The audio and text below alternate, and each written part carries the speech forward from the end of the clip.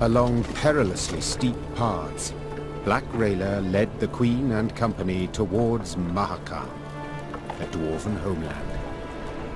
There, among snow-capped peaks, someone awaited. Rayla, you brought strangers. Gabor, I present to you Maeve, Queen of Lyria and Rivia. Ah, a queen. Crivens. Well then, A large shadow swept across the sky. The dwarf swallowed the rest of his greeting as all raised their gazes to see a dragon soar swiftly toward Mount Carbon. Keltilis, dinna be afeard, he isn't a threat to us. The dwarf had broken the silence gently, he himself quite familiar with this altogether unusual sight. And now, sit yourselves down afore the pottage grows cold. But...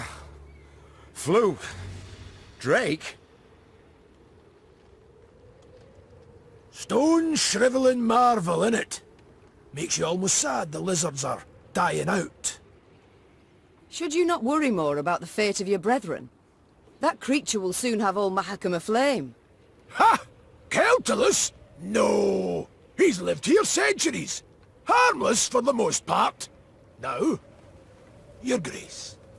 A taste? No, none. Though your offer of repast I value, good sir. Oh, no need of that. Gabor, please. Enchanted to make your acquaintance.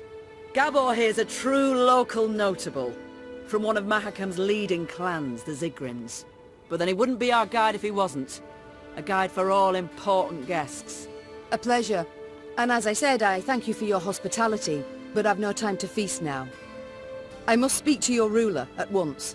Don't mean no offence, but Elder-in-Chief Bruverhoog's a recluse of sorts, as humans go.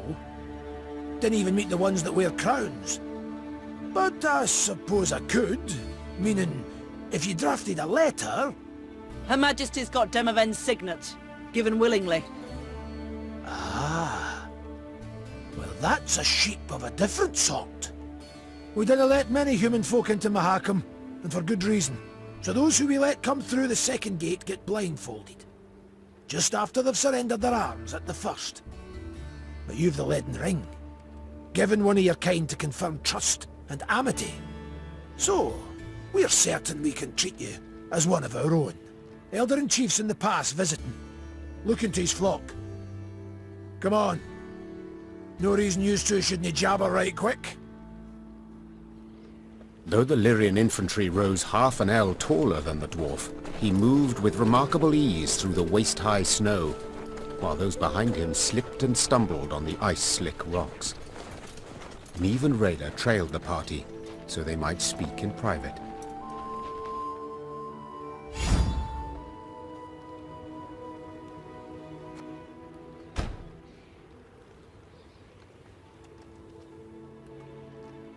Rayla, your aid proved an unexpected bounty. Your Grace, to fight arm in arm with one so bold as you is an honour from which I'll not readily resign. I was to lead you to Mahakam, King Demaven's order. As to my duties afterwards, I received no instructions. So until a sealed scroll containing such arrives, I will serve your Grace under her command.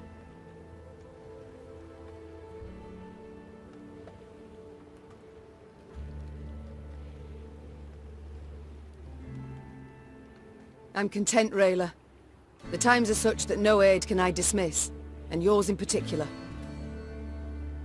I'm humbled, your Grace. Let us move on.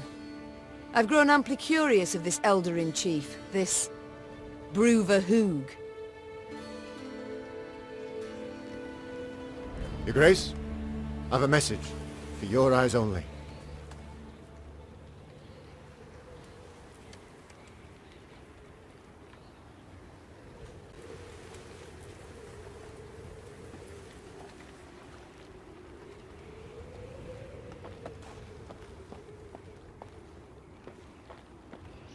A hearty Mahakam welcome to you. What an honor! Even the arbalists salute us with cocked quarrels. Oh, that well. An ounce of prevention saves a slag heap of trouble.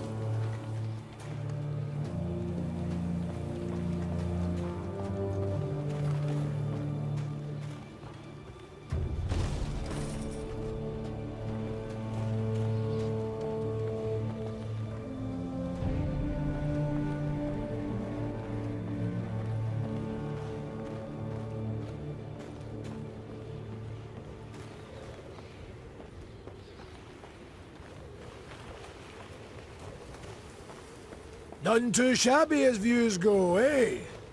Were it not for the howling wind, I'd make a sketch.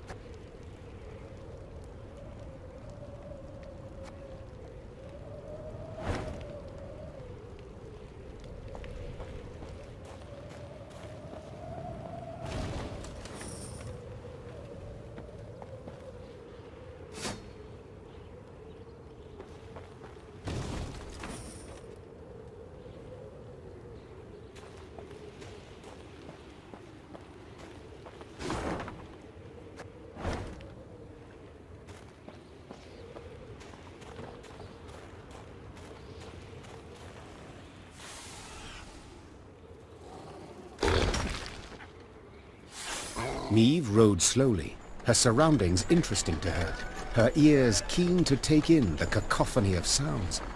The sharp whistle of wind rushing past towering peaks, the squeak of wagon wheels rolling over frozen snow, and the roar of beasts. What the... I dare not venture a guess. Gabor scratched his chin. An ice troll. Or one of them Barbigazar bejabbers. These beasts, are they tame? As the dragon? Not in your life. Fierce horsens, every last one of them. Spring cleaning year past, one year bit my arm clear off. The Queen's brow rose in a silent inquiry. All right. You don't quite ken the context. Each spring, with the melting of the snows, a good bit of that filth comes out the ground. That's when Brother Hoog summons all dwarves for spring cleaning.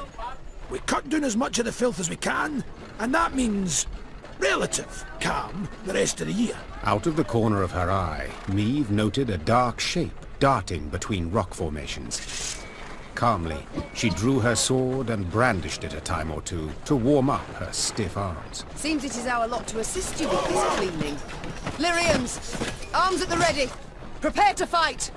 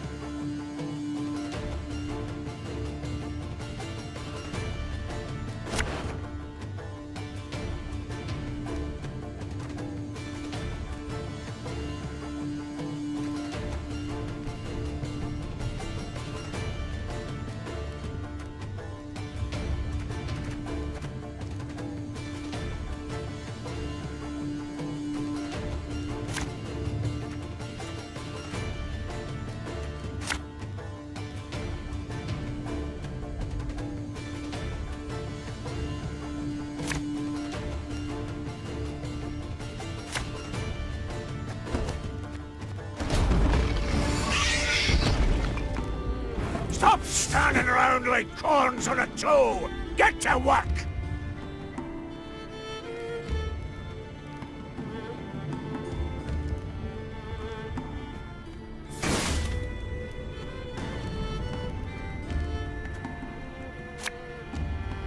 This could hurt.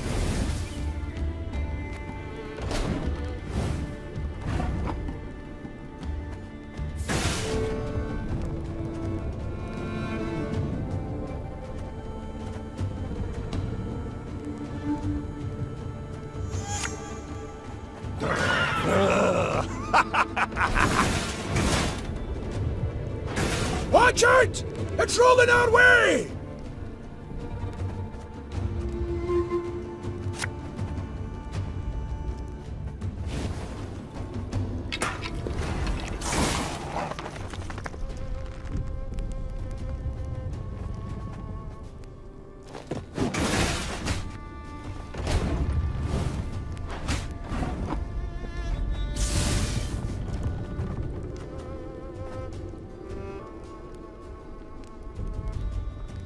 Watch your heads!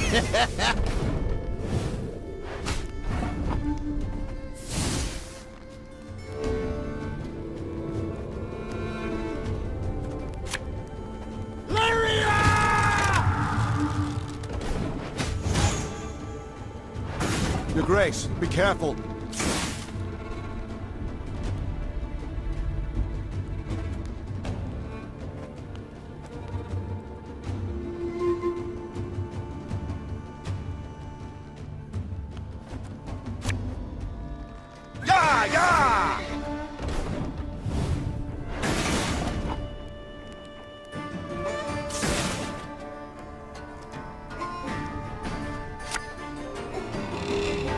One boat's all I need.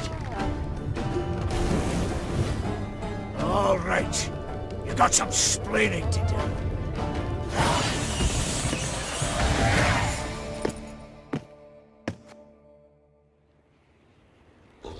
As the wails of speared Shaelmars died down, the crowd of Mahakaman infantry parted. A dwarf stepped forth, grey as a snow fox, wrinkled as a prune. He walked with difficulty, supporting himself on a battle axe, its two heads dripping blood. This would be our Elder-in-Chief, Brúvar Hugh. And who might your guests be, Gabor? Meve, Queen of Lyria and Rivia, and her associates in court. My regards, Elder. I come... You come for something. Coin's my first wager. Fighting bodies my second. Well, what is it you want? I'm on in the years, aye, but I'm not gone dotty. Tja, you menfolk. You got to fall on hard times to remember us dwarves. I've come with a design in mind, I cannot deny. But hear me out and you shall see. She's armed! Gabor! Why the devil did you let her in here like that? And without a sack or her heat! She has the leaden ring, Elder. A gift from a king. From Demavend, lassie, I ken that already. Trust a man, give him something of value, and he'll go and give it away as easy as a street whore gives away nubs. It's a good thing he didn't pawn it. Sons of humans.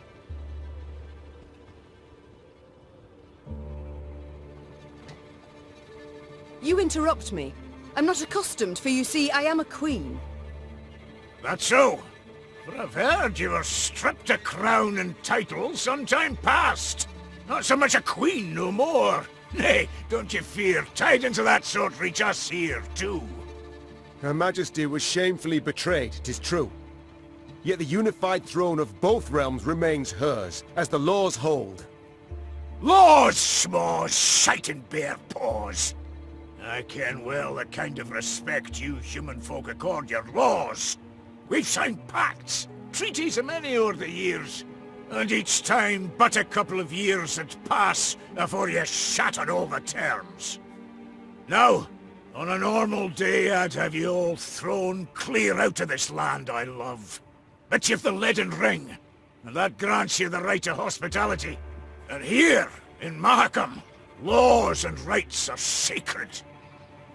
You may stay in the pass long as you wish. Young Zigrin'll serve as your guide. And once you've tired of the mountains, well, you ken the way down into the valleys. I bid you farewell. My Lord Elder, with all due respect, we came to your aid. We smote the beasts with you, yet... And who the demons is the son? Count Reynard Odo. Ho ho, Odo, Lodo, Bodo! Now, You listen and listen well. We didn't ask for aid, and you know why? 'Cause I've my dignity. Not like some. Mates and wenches! Spring cleaning's done, beast culling's over. Mount Carbon beckons us home. Follow me! Your Grace, be not dismayed. We will find a way. Manage we shall, true. Though damned if I know how. We have none other to whom we can turn, no other land where we can flee. Let us convene in council, Your Grace. Consider together what's to be done. We've yet Redania, Temeria. Your Grace, might I draw you aside a wee moment, for a jabber? Reynard, please excuse me. Well, what is it you want? I ken the Elder-in-Chief dinna make a good first impression. And the second? Is it any better? To be quite frank, no. I'll try elsewise. Not all's lost, trust me. Bruver's a stubborn goat, no doubt about it. But a goat to be persuaded. And I happen to ken how.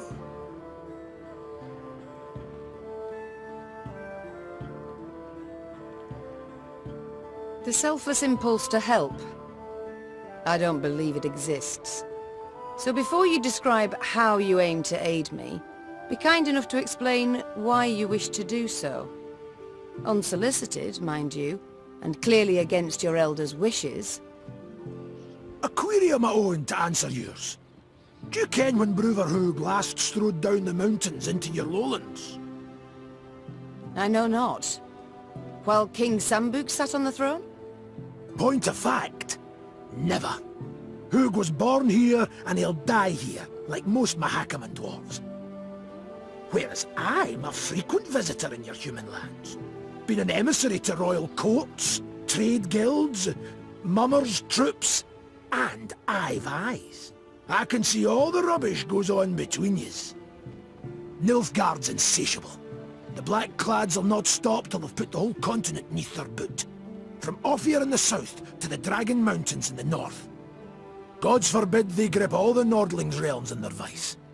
'Cause then we'll have their hordes all round, controlling all the trade routes, supply lines, diversions even.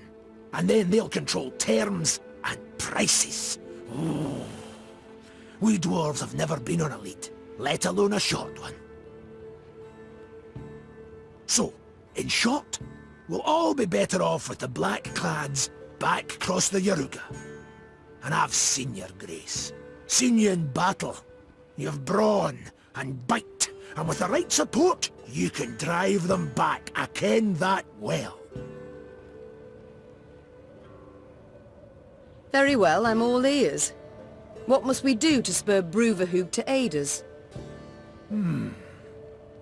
I might start with the thorn in our side that are beasts. A bigger thorn than most expect. See, in our never-ending search for gold, we dug deep. Too deep. And reached abysses where monsters are born, or however they come to be. Soon as it turns a bit warmer, they crawl out to feed. And there's more every year. What you saw there, the spring cleaning, that's just light yearly upkeep. It dinna go at the source of the blight. Every spring we cull enough so we can live and trade and mine normal-like. But there are corridors in the upper valleys midst the peaks, where more lie waiting to pounce. So many, there's settlements that have done been abandoned. I still fail to see how this relates to myself and Bruver. Your Majesty, slay the beasts down to their last, and you'll win the hearts of the clans. All of them. And with the clans behind you, why, the Elder'll have no choice. He'll bend an ear, treat you serious. You got two sites through which beasts swarm in great numbers. There's Davor's Abyss, and an abandoned underground settlement called Burr's Rump. Destroy those, collapse the corridors, problem solved.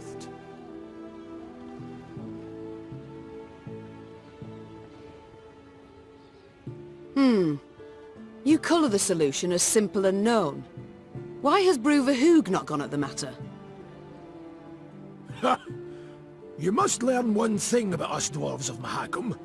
Customs, traditions, why, we're obsessed. Goes thrice for Bruver. The Elder deliberates weeks on end. And that's in considering if we shouldn't wear suspenders, because they might be through outside, and should thus be forbidden. We've a set of laws, the Four Dwarves Codex. One of its tenets says, dare ye not close a corridor once oped. So, no self-respecting dwarf can, nor will do it. But you're free out with. The laws dinna apply. You've a free hand in sealing the corridors from which the beasts come. Collapse them, flood them, I dinna ken, but solve the grief once and for all.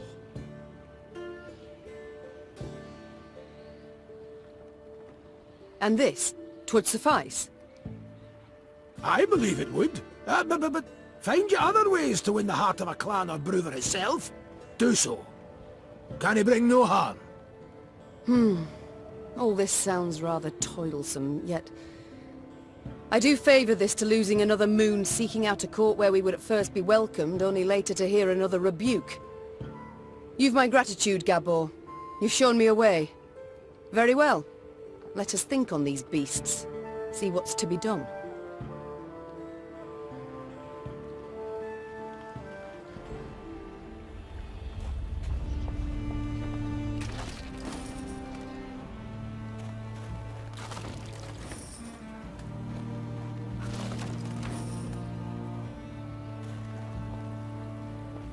I've come to the conclusion your Elder-in-Chief is not fond of guests. Fond? That's near a quarter of it. He hates them, with seething passion. But you're damned lucky. Why's that? Let you in, didn't he? Mahakam was cordoned off completely through the outside world for many a long year. Clans finally forced Bruver to at least let in peddlers and emissaries. Though he dragged his feet as long as he could.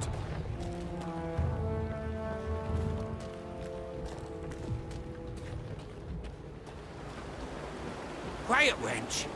You'll scare the fish off.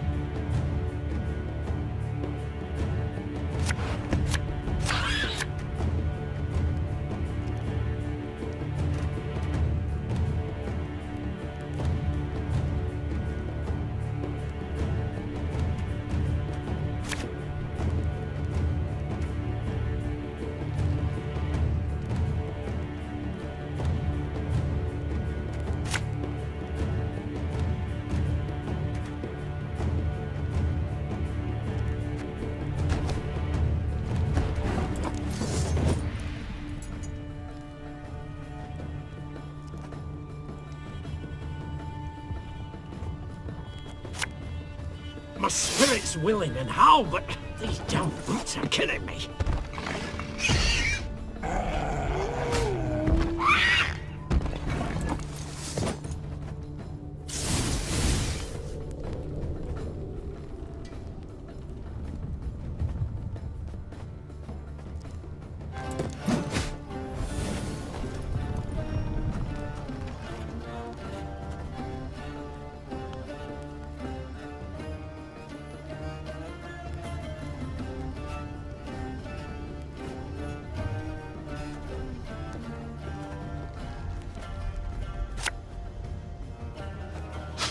I smell a leak.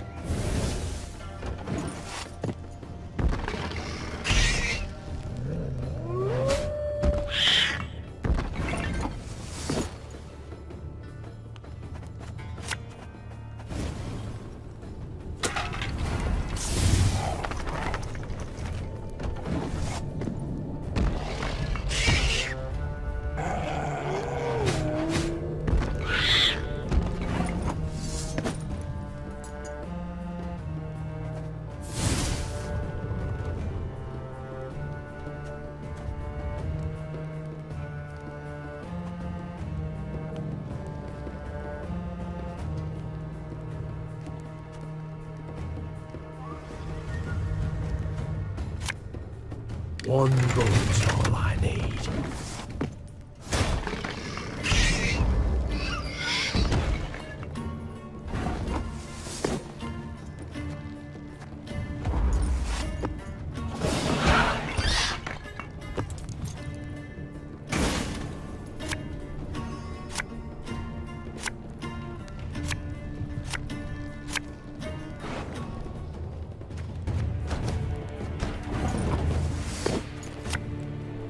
The chase is on!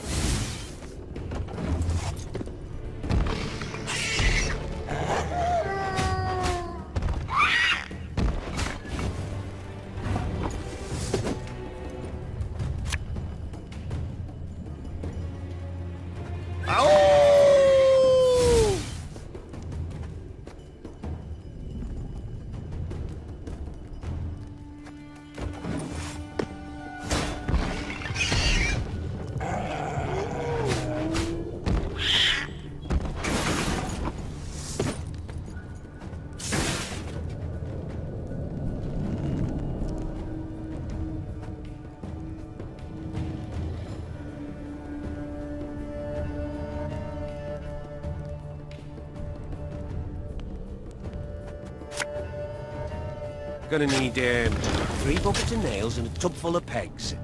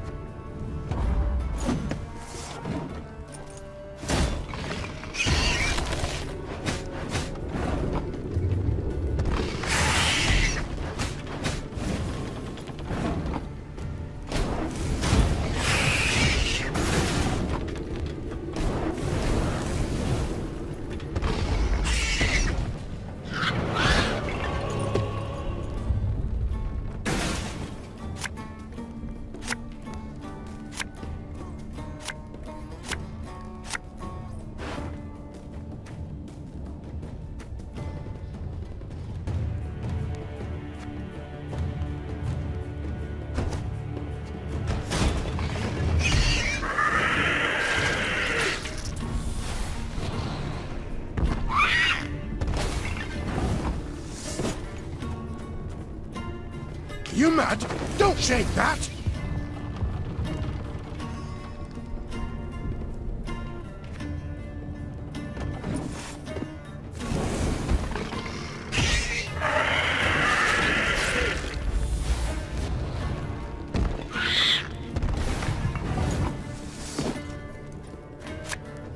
This could hurt.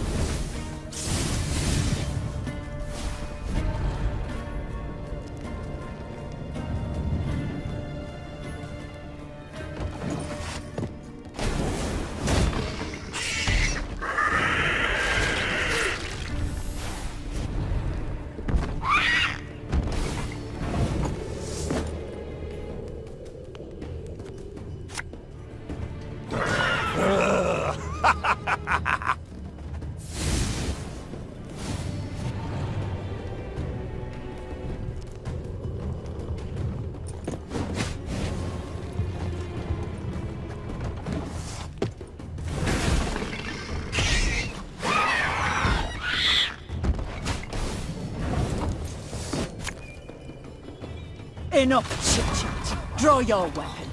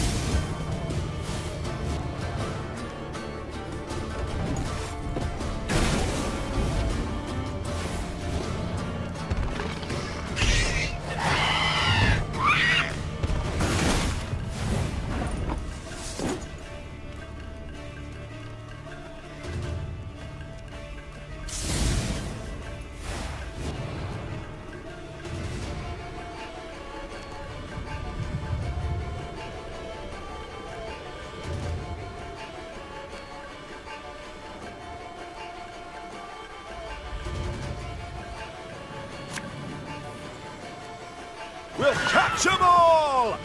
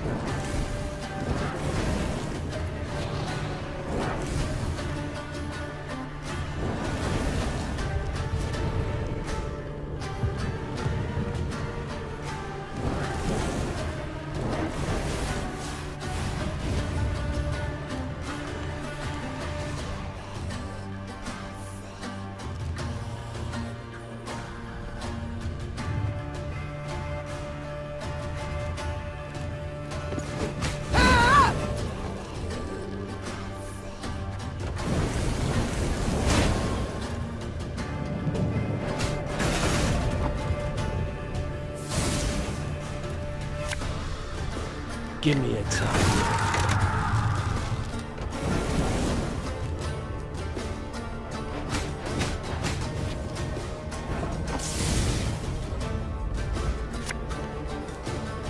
Ballista, your command.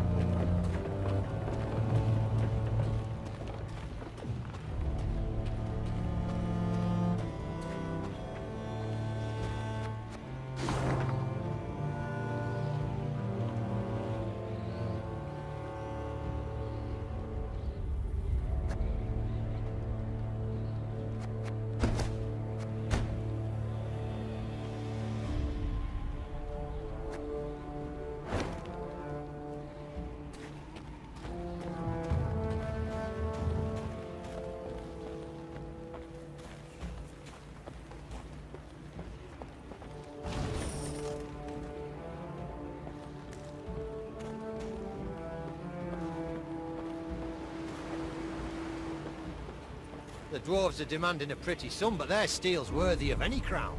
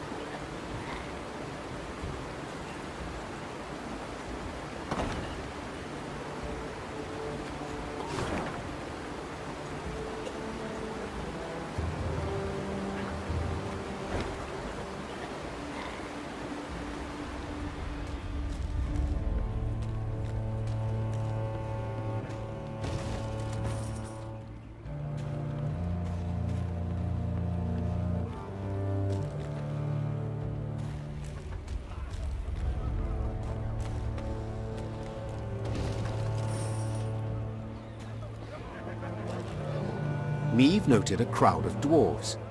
They were several dozen, many holding baskets brimming with dried sausages, soft, puffy pretzels, and jugs of frothy beer. What is this gathering? She asked Gabor. These folk, they're the parents of youngsters who are to return today from their Dreckthag. Gabor proceeded to explain that the Dreckthag was a trek upon which the local dwarves would embark when they reached maturity. During this year-long voyage, young folk would taste of life beyond their home. Yet if they failed to return on time, they would be stripped of all rights and privileges accorded to Mahakam's natives. See, in recent years, young folks' blood's been boiling on account of the strict laws in force here. Gabor added. So, we send them out. Let them taste life in the lowlands. Once they've learned for themselves what it's like to live among humans, they come back and ain't likely to complain. Customarily, only a few dwarves ever decided to remain in the valleys for good. That year, however, was different. Deadline's the Mora. And 40 Dreckthagers still haven't returned. Their parents now worried if some misfortune had not befallen them. The Mahakaman Guard had sent out patrols to the near reaches of the valleys. They returned not having seen anything distressing, while the humans living at the foot of the massif had been largely unwilling to talk. The guard captain, a dwarf with a fiery red beard, removed his helmet, wiped the sweat from his brow, and addressed Meve. Your Majesty, we need to find our youth. Perhaps you'd be willing to go out and search. Human folk are more like to tell you if they saw anything out of the ordinary of late. Naturally, there'd be something in it for you too. One could say I myself have lost a son, Meve gripped the captain's hand firmly. and I know well the pain that comes. I shall do all in my might to spare you at least that. Meve set off, the hopeful gazes of the dwarven parents bidding her farewell. The Queen sent a scout ahead. Sometime later, she heard his horn. 3 blasts. 2 short, 1 long. An ambush! Meve expected to combat beasts or robbers. Yet upon her force descended warriors with squirrel tails attached to their helms. Scoia'tael.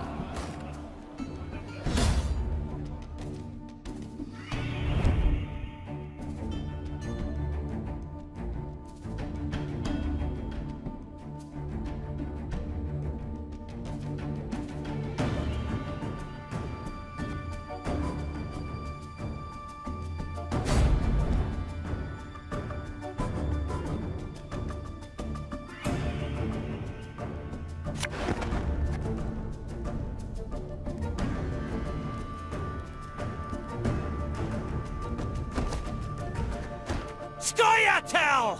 Don't let them escape! None shall tread on us!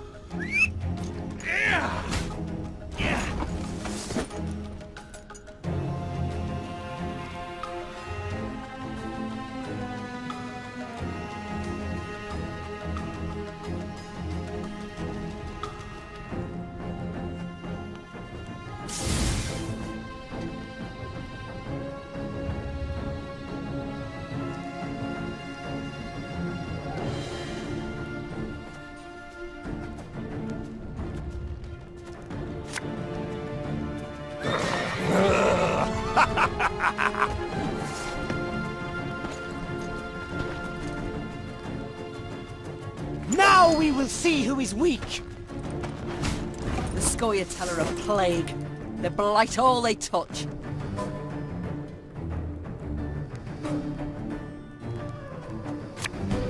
I'll fight to my last breath.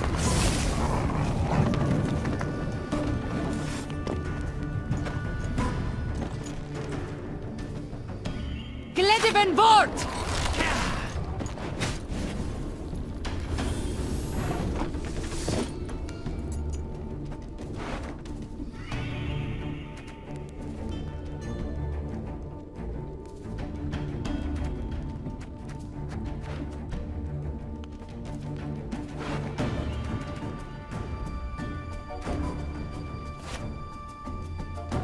You mad? Don't shake that!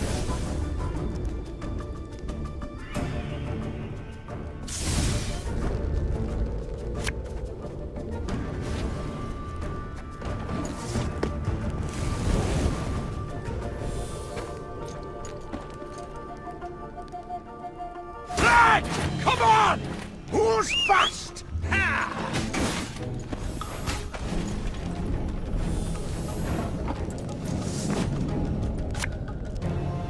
This could hurt.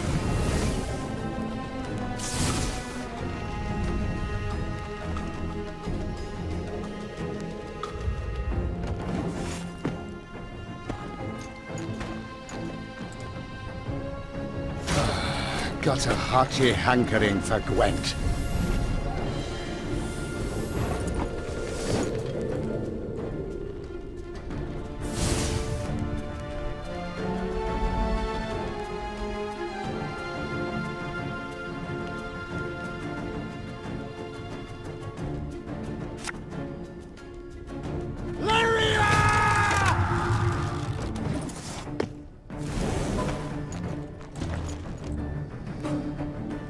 Oh, my little lady.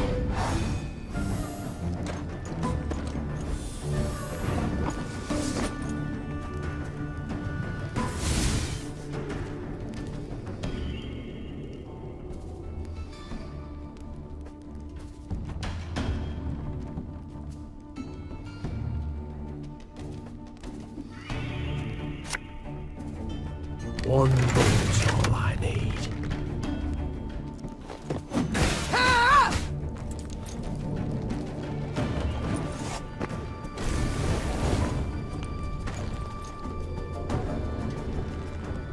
Oh, if anyone's got any hooch left.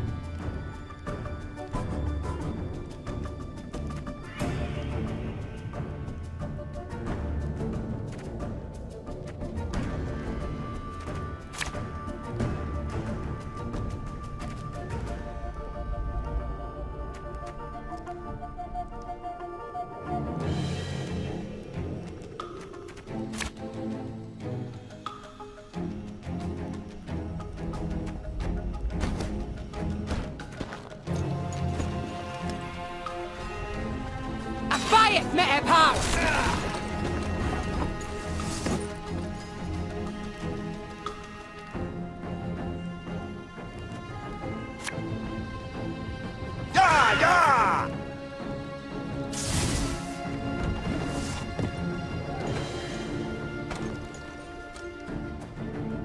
The storm is coming.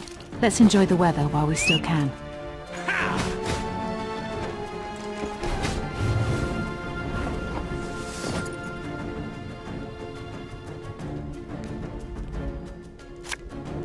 Give me a target.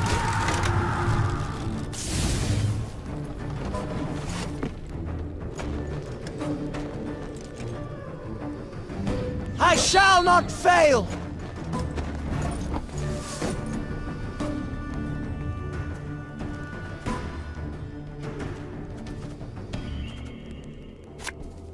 We'll catch 'em all!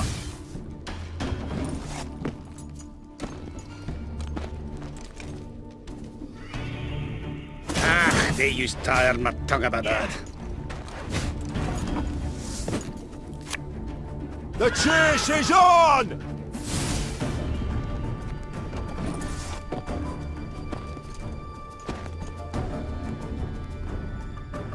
Now we must stick together.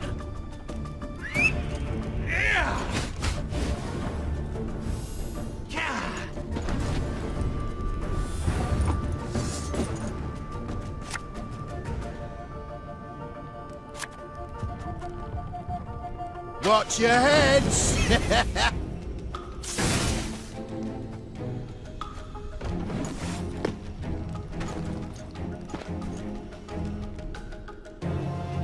Oh, if anyone's got any hooch left.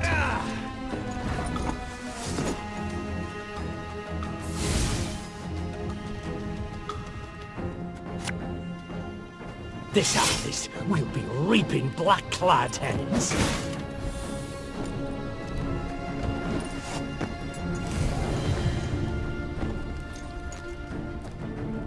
Elven blarney.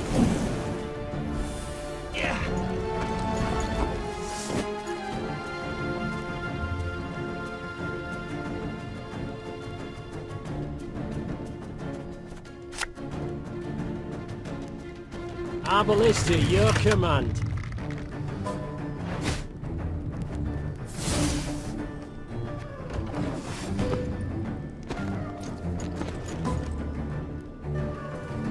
Scoia'tael! Attack!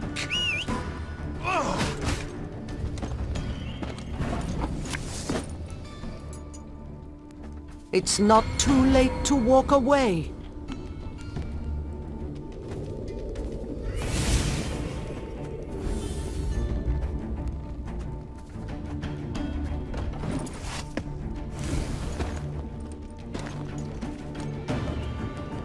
Dwarf.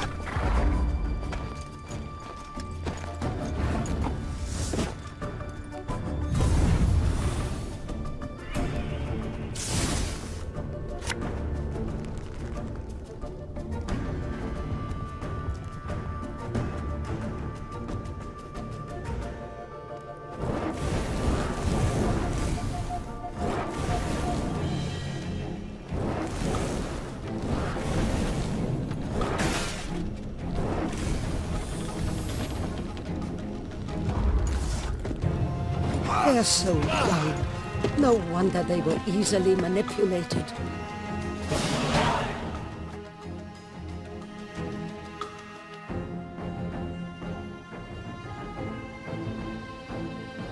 As soon as the battle had come to an end, the prisoners were brought before the Queen.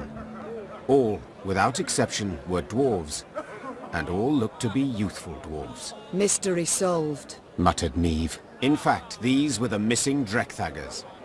Instead of returning home, they had enlisted with guerrillas fighting for non-human rights. But what had prompted so drastic a decision? I was impatient. Wanted badly to turn 50.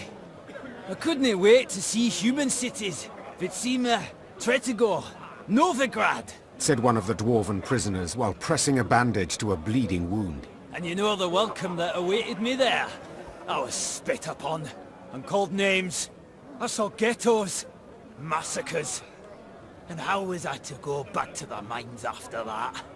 We must fight while we still can. Before the humans come to cut us down, we must tell the rest of ours the same. Pull all Mahakam into the fight! Niamh's soldiers stood waiting for her to protest, to accuse the dwarf of lying. But the Queen could not pretend she did not understand why the dwarf had taken up arms. Without entering into a discussion, she ordered the prisoners taken to be tried and judged by their kin and elders. Along her way, Niamh heard cries. She rushed to see what the ruckus was about. Upon seeing Black Rayla spattered with blood, she expected the worst. Reynard could only confirm the Queen's fears. She entered the wagon unnoticed. The wagon carrying the prisoners. She then cut their throats, one by one. 40 dwarves? Alone? They were shackled. They could not defend themselves. Rayla had nothing to say in her defense. In point of fact, she exuded pride. Mahakam had been free of Scoia'tael, till now. We'd have done all a questionable favour by bringing back a wagon full of enraged youth, wearing squirrel tails. They'd have posed as martyrs for a just cause. They'd have shown off their scars and persuaded the clans to make war on humans. All that deserved to be nipped in the bud. Meave could see the blood rushing to Reynard's head. When he finally spoke, it was clear he was holding the reins of his emotions, preventing himself from exploding with some difficulty. Your Grace, we must banish her, drive her off. This was in no way ordinary insubordination. This was a grave crime. Your Majesty, you know I rarely meddle in your affairs. Said Isbel. Yet for this, I cannot remain silent. This woman must go.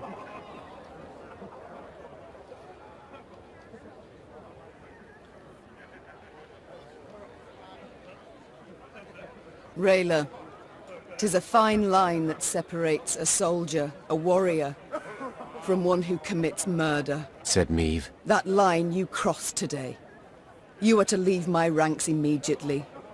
And never do I wish to see you again. Rayla said nothing. She merely bowed in an excessively courtly manner, then moved off down the slope. Yet even once she disappeared, a clear red trail remained in the snow where she had passed. A trail of dwarven blood that had dripped from her armor.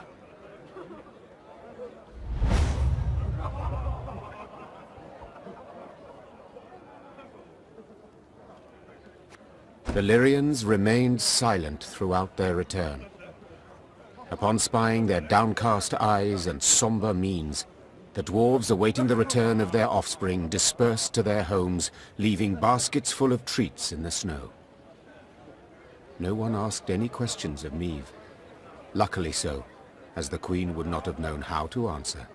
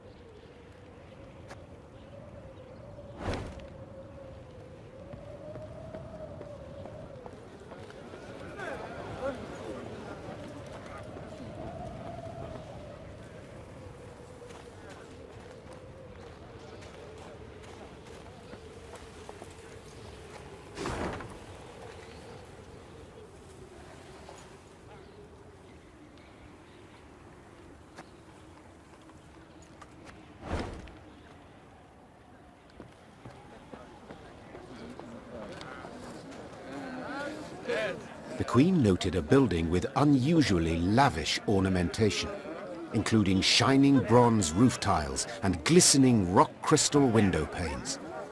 An important clan dwelled there, Gabor explained.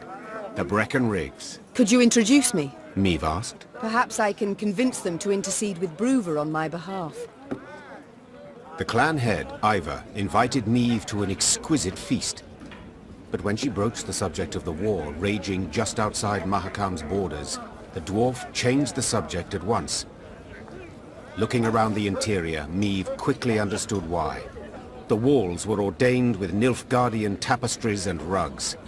Gifts from friendly Imperial envoys, no doubt. Meave prepared to leave, convinced she had wasted her time, when someone clasped her shoulder and pulled her into a darkened room.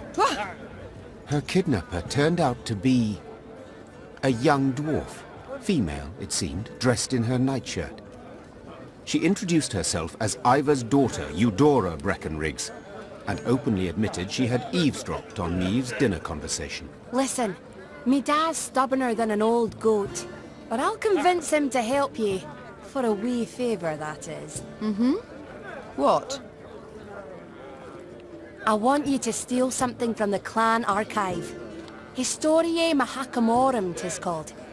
See, me dad won't let me betroth me sweetekin Zoltan. Says the codex forbids marrying a dwarf who's left the mountains. But there's precedent. Just such a case described in that document. If I can show it to Da, he'll have to change his mind. Maeve felt sympathy for Eudora and wanted to help her, especially considering the favor Eudora could do her in return.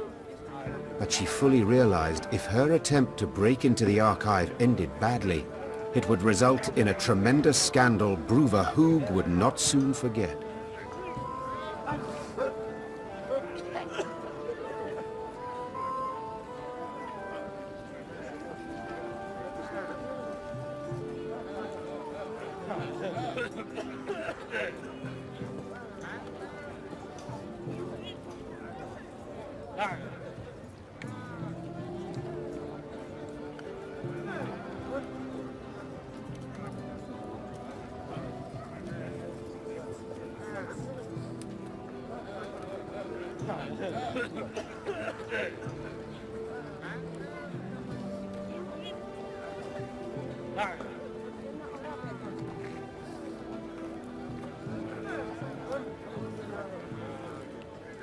Listen, I wish all the best for you and Zeltan.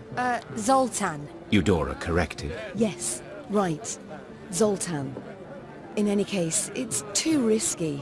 Yeah, I've much to gain from the support of your clan, but if the mission ended in failure, I'd lose even more. Eudora shrugged and returned to her bedroom. Maeve resumed her interrupted journey, wondering if the dwarf would find some other way to betroth her beloved Zoltan.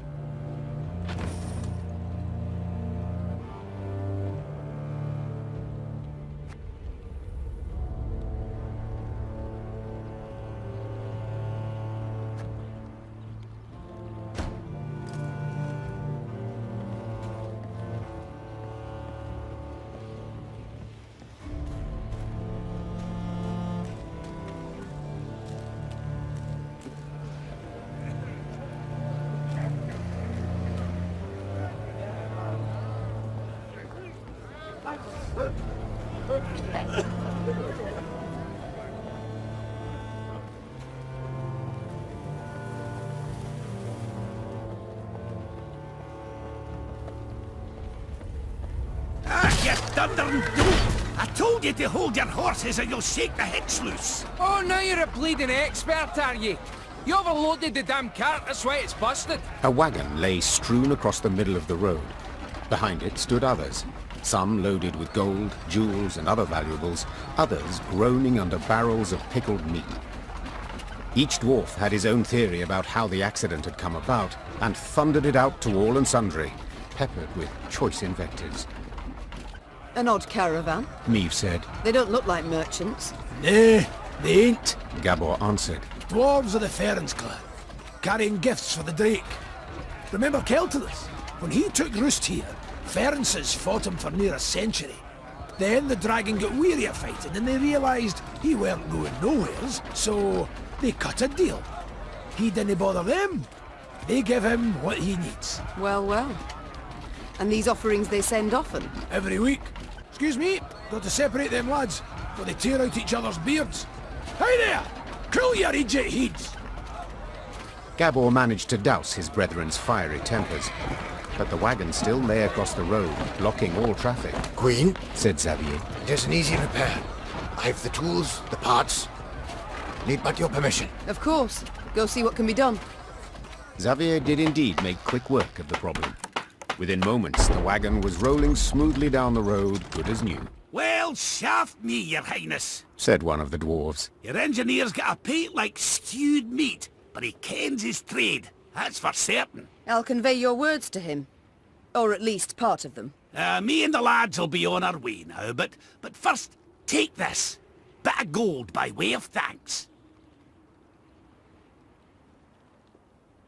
Thank you. Meve said, accepting the surprisingly heavy pouch. In wartime, every copper counts. The dwarf bowed in parting, shook the snow off his beard, then rejoined his caravan. Within a few moments, the wagons had disappeared around the bend.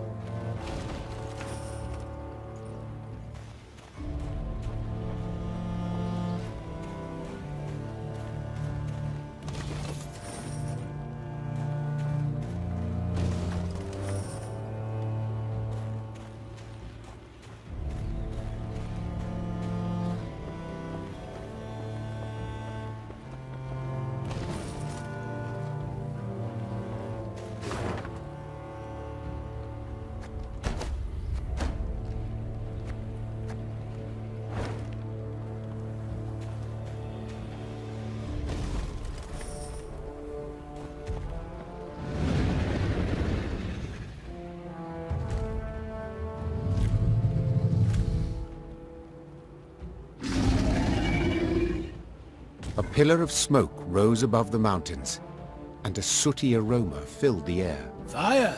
Gabor said, then took a deep sniff. Perhaps a bolt struck some barren trees? No. Meve said curtly. I know that scent too well.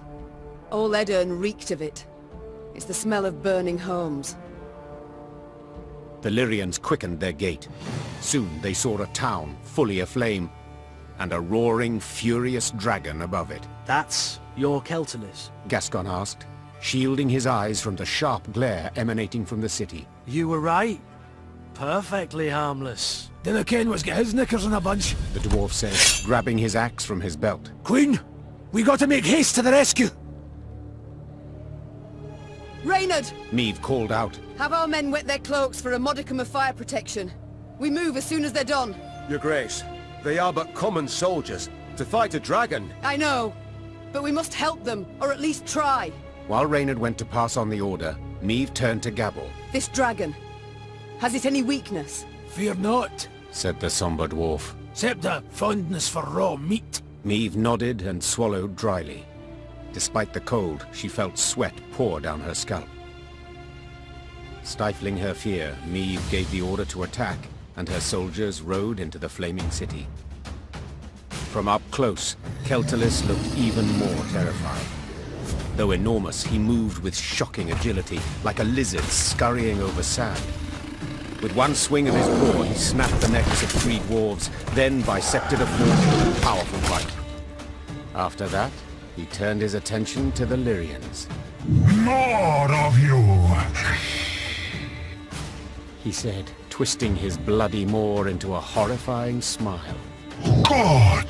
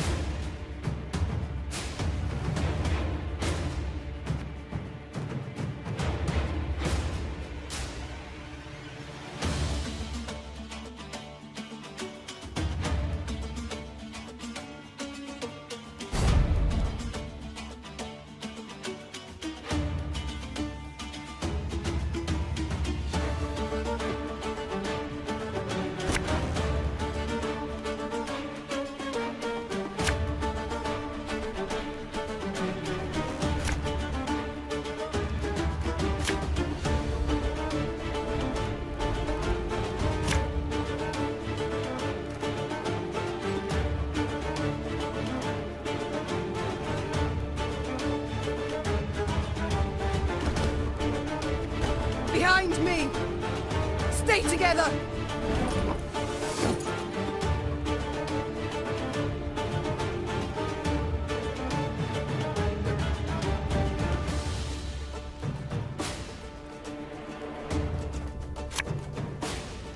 Watch your heads! You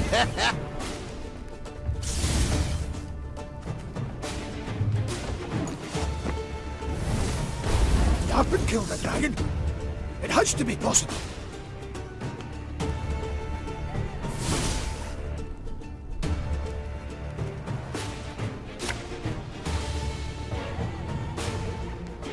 This harvest will be reaping black-clad heads.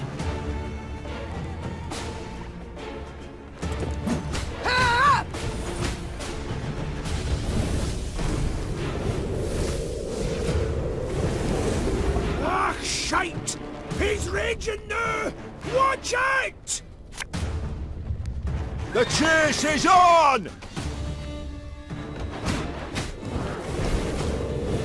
The Grace, we're taking losses!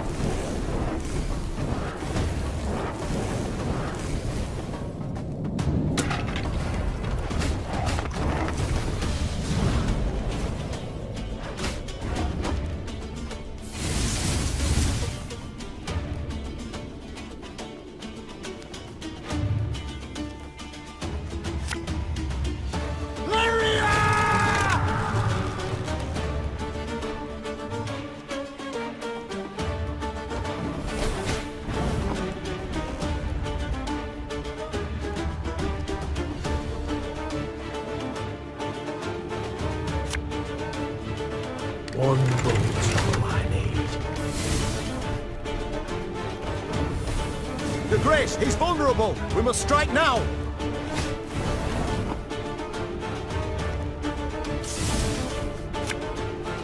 Give me a time.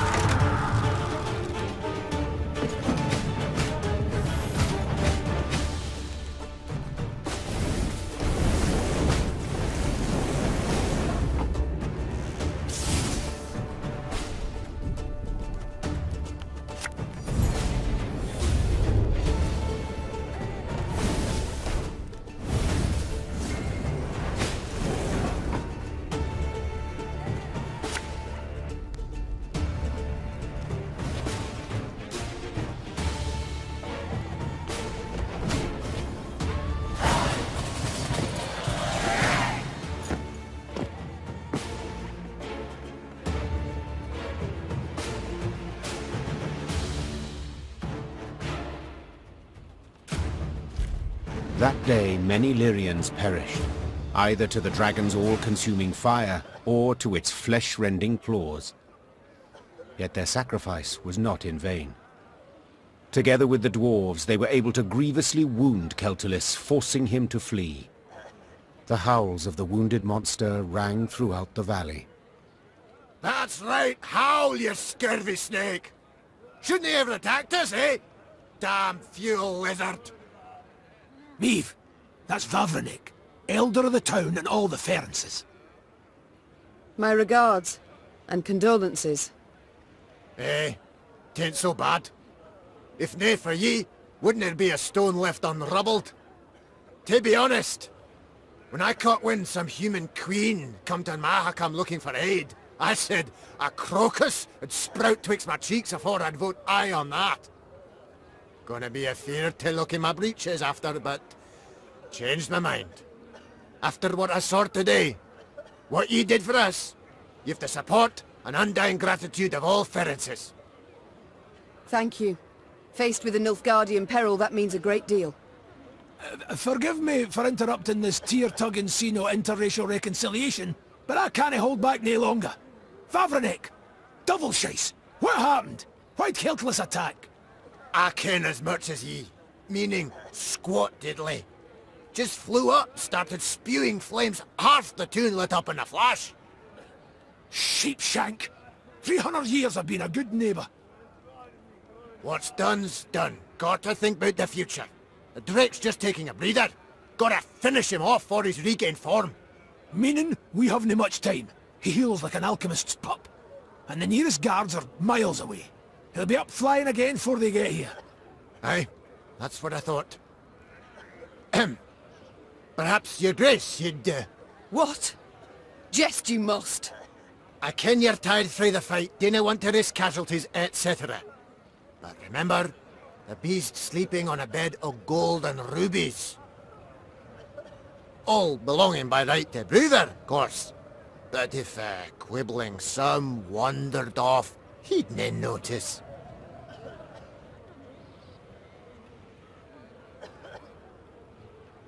I admit that does alter my calculations. Besides, the dragon was badly wounded. Putting it featherly, blood poured out of him like a leaky bladder. Just needs a coup de grace. Fine. I'll do the deed. Ken did see the light. Oi, Vavrenek, Vavrenek. This lady's gonna make your rump a regular crocus garden. Aye. Queen's doing us a great service. One that'll profit us both. So, where is Keltulus's lair? North of here. It's a vast cavern. Ye canna miss it. Meve bid farewell to Vavrenek and set out on her way. Did her way lead to the dragon's lair, you ask? Shh. Let's not spoil the surprise.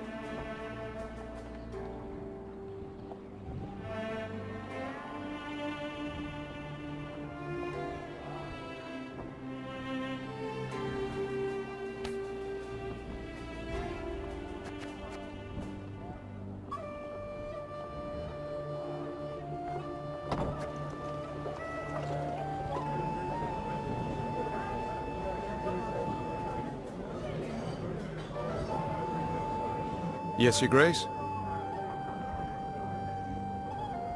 How go things, Reynard? You and Gascon get along now, I hope.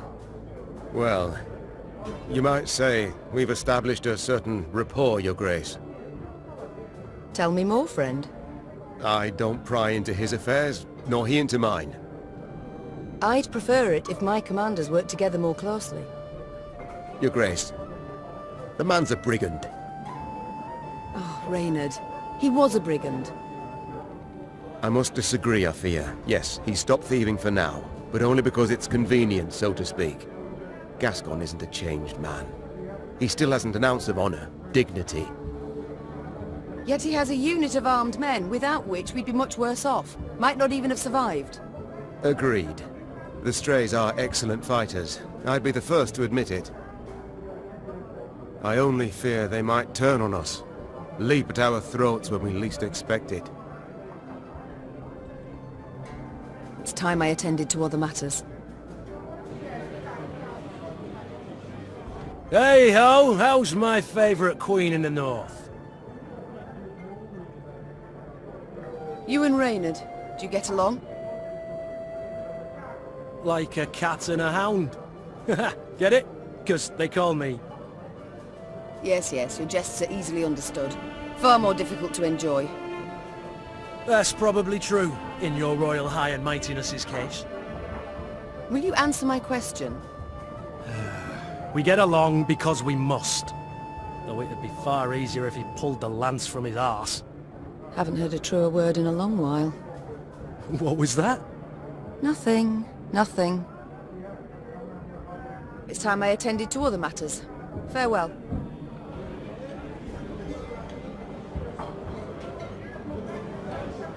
Yes, milady? You choose not to follow your king, Xavier. Why? To fight in the field, with you. This was my wish, my lady. But what of your home? Rosberg must be rebuilt. Engineers are needed. I've no kin in Rosberg. No soul left for me there. All I've left is revenge. I understand. Other matters await my attention. We shall speak later. As you wish, my lady.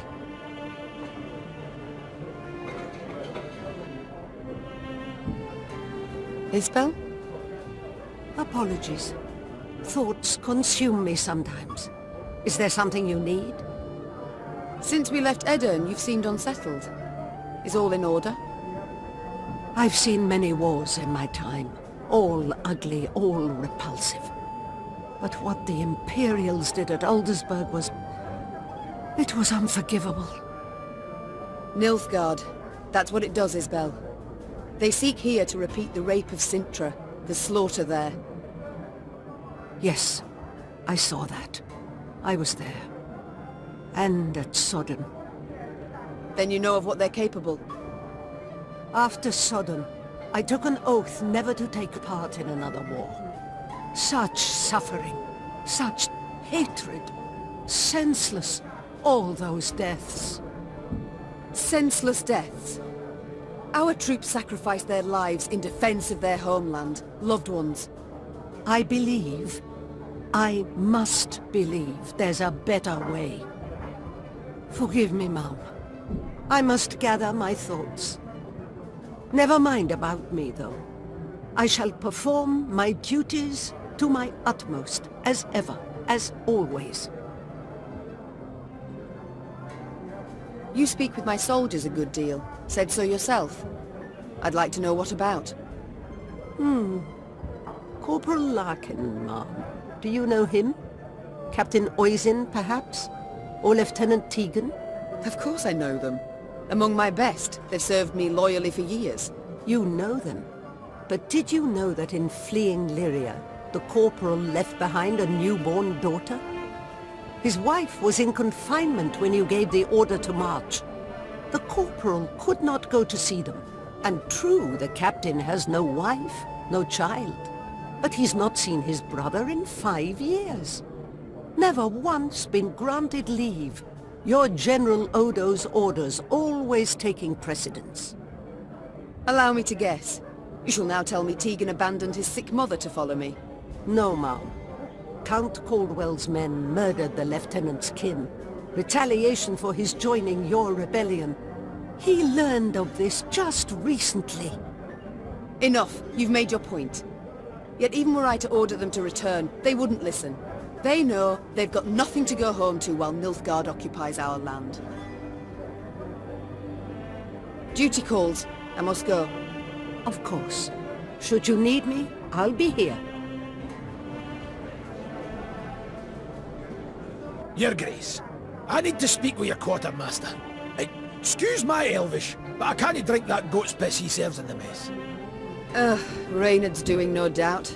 He doesn't like the men to drink too much. To be blunt, ma'am, what Reynard himself needs is to get good and bloated for once in his stiff life. So, I have a proposal for you. A shipment of the best dwarven mead and lager. I can arrange for you to arrive. Trust me, the men's morale's nae like to be a problem when they pour a bit of fire in their guts.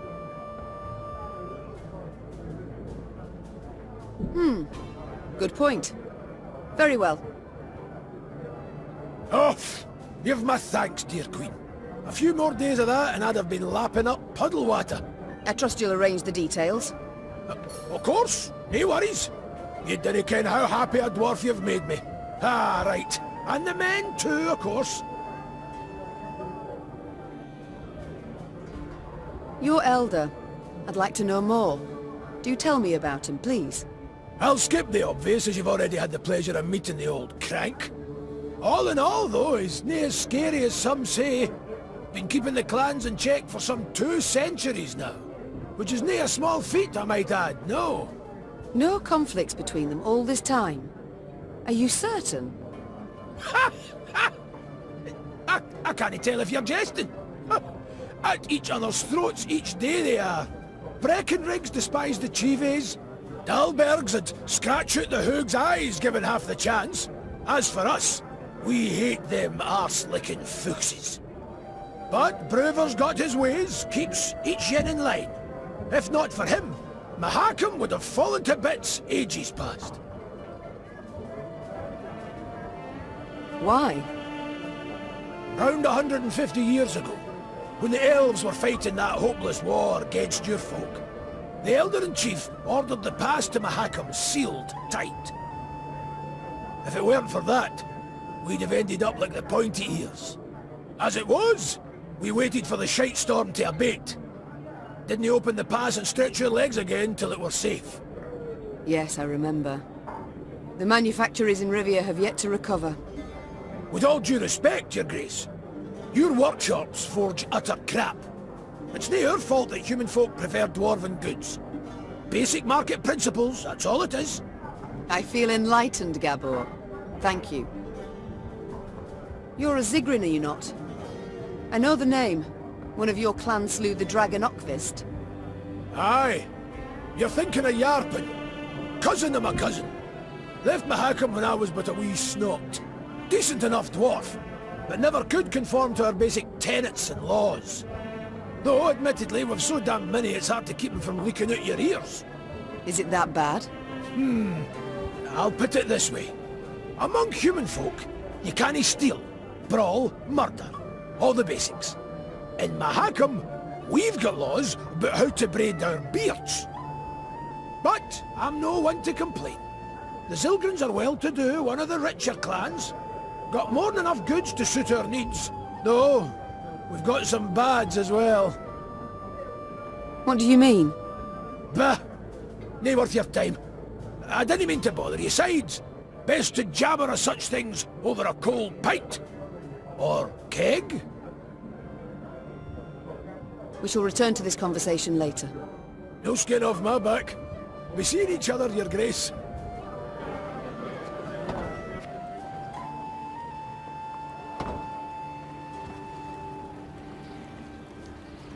Keltalis Lair was indeed impossible to miss, as would stand to reason, for any space capable of containing a dragon must be enormous. The lair's maw, a black triangle cut out of a vast plain of snow, loomed from afar. Confirming the dragon's presence was the powerful odor emanating from it, one of sulfur and blood. Well then, Gascon said. Ready to become a legendary dragon slayer? My father-off said, never should you count pelts till the hunt is through. Meve said, dismounting her horse. It's all the more true when you hunt dragons. He's wounded, yes, but one puff of flame, and we shall be not legends, but corpses. Leave all thoughts of foolhardy bravery behind. The Lyrians crept across the dragon's threshold. They walked single file, shields raised, watched by bats hanging from the ceiling. Keltalis lay curled up on a bed of diamonds and gold coins turned red from his blood. Seeing how he strained merely to lift his massive head, Meve knew the dragon no longer posed any threat. Come to finish what your poison began? The monster croaked hoarsely. Fine. Do it then. Keltalis turned over, exposing his vulnerable underbelly, and waited calmly for the fatal blow.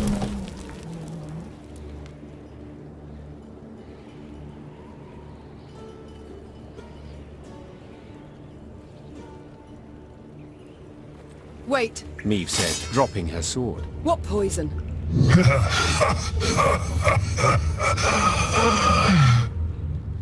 Keltalis laughed while squeezing his bleeding side in pain. So they didn't tell you? Lousy munchkins. Hey! Watch your tongue! Gabor yelled. Sides! I didn't ken anything about it. Keltalis looked the Lyrians over mistrustfully with his snake-like eyes, then began to tell his tale. The caravan Meve had met on the road was different to the others.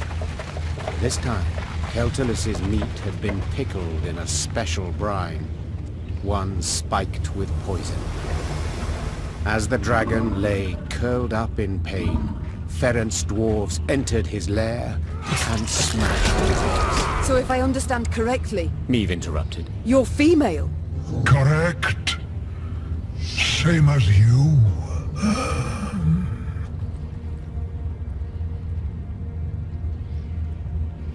As if on command, all Lyrian eyes turned to Gabor. Can you look at me?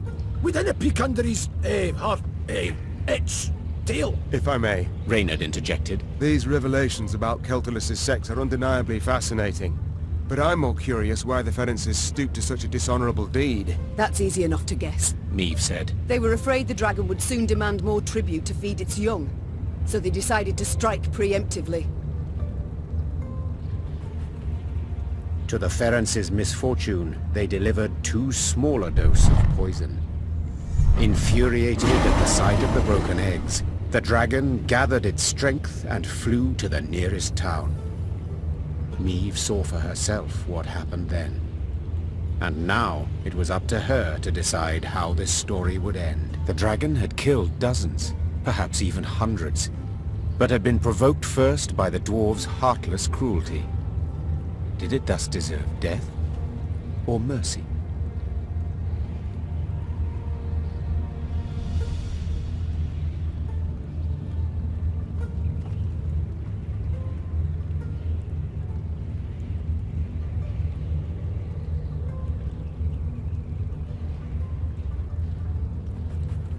When judging my subjects, I would sometimes not know who bore the greater guilt. Said Meve. But as ruler, I had to reach a verdict, often a harsh one. The Queen returned her sword to its sheath. This is not my land, Meve said. nor are these my subjects. I don't have to choose the lesser evil. Meve! Gabor hissed. Bruver will be furious. Let him. And you, dragon, swear me this. When you heal, you shall leave Mahakam, and never return. You've my word. And my gratitude. Meve was about to leave the cavern when the dragon blocked her way with its tail, then gathered a smattering of valuables at the Queen's feet. Each would be the prize of the Lyrian crown jewels. News that Meve had spared the dragon which had killed dozens of dwarves did indeed enrage the inhabitants of Mahakam, the Ferences in particular. But when the clans considered driving the Lyrians from the pass, Elder Vavrenek opposed it. No matter what happened after, he had sworn Meve his undying gratitude.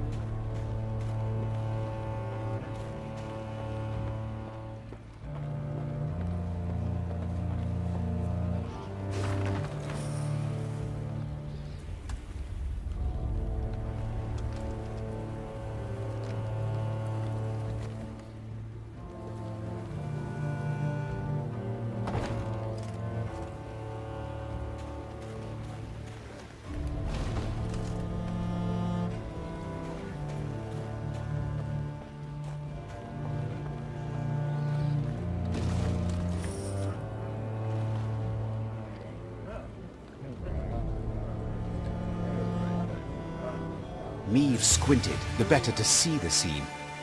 Several dozen dwarves had gathered on the cliff overlooking the chasm. All were turned towards a ramp, at the peak of which stood a barrel. What is that gathering about? Asked the Queen. Have we a feast day? Nay, answered Gabor grimly. 'tis an execution. A hairy head peeked out of the barrel. The long, pointy nose and ears left no doubt that it belonged to a gnome. The first Meve had ever seen in her life. Help! Save me! The gnome yelled. They aim to kill me! Cast me in the chasm! Shut your maw! Barked the dwarf standing next to him, who then shoved the gnome inside the barrel and covered it with a lid. Your crimes! The sheer weight of them, eh? No lighter punishment is fitting. The other gathered dwarves nodded approvingly. Two gripped the barrel, lay it on its side, then lifted it to cast in the chasm, paying the thumping from inside it no heed.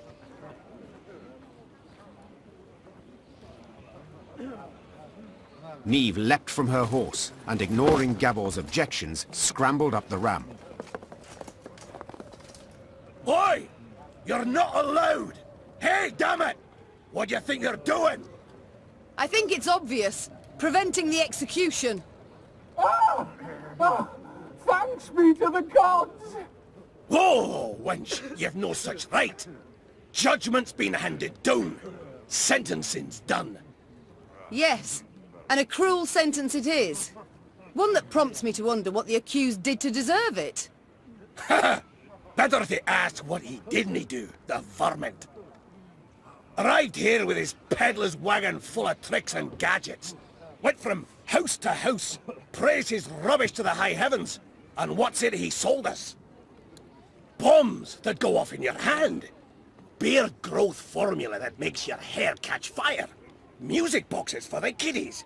Once cranked, they never plough in stop. You needed but to loosen the screw in the back and... Shut your maw, ye roaster. Doesn't it matter all that? 'Cause we'd have forgiven it if he hadn't broken our sacred rules and hallowed customs. Which ones, if you don't mind me asking?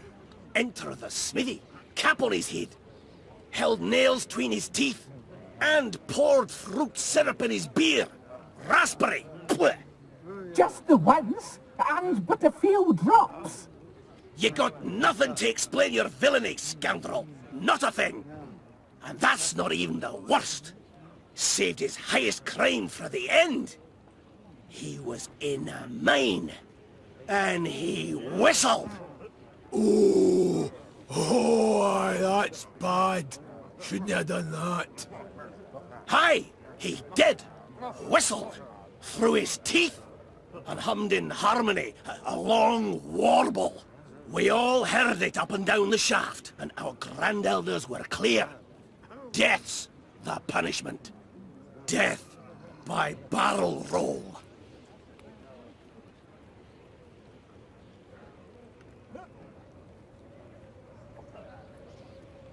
Your land, your laws, I shall not argue with them. But perhaps there is another way. Can a bail be posted? Well, the law does allow for something of the sort. But I don't see how that job is worth it. Oh, aye. He is. He is. Willing I am to take him at his word. Does that suffice? Aye. But just so's we're clear. No returns, no refunds. Now get the hell out of that barrel, you wee shite. My lady, I haven't a way to thank you. That we've yet to discuss.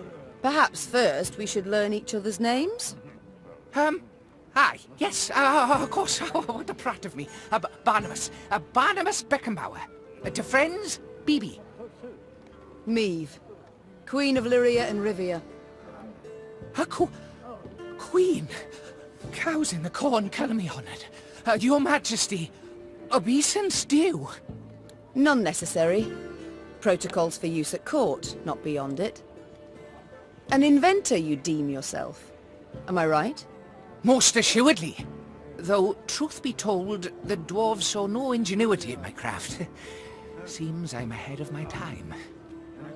Fiery bursts in the palm of your hand. They shall be in fashion one day, to your mind. Oh, nay, just a bit of misfortune, that's all that was. You see, I mistook mercury fulminate for saltpeter. The vials stood beside each other, see, and... The details I need not know. But one matter I am curious about.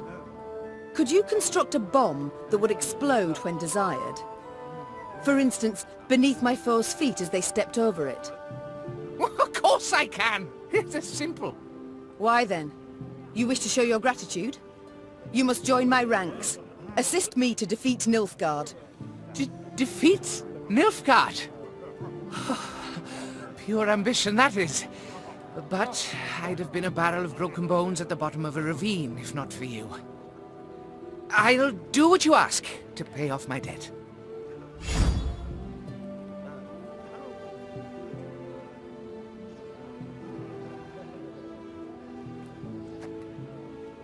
And thus, for the first time in Lyrian annals, a gnome enlisted with the army. And though Barnabas Beckenbauer was diminutive of body, this new recruit would prove his worth on more than one occasion.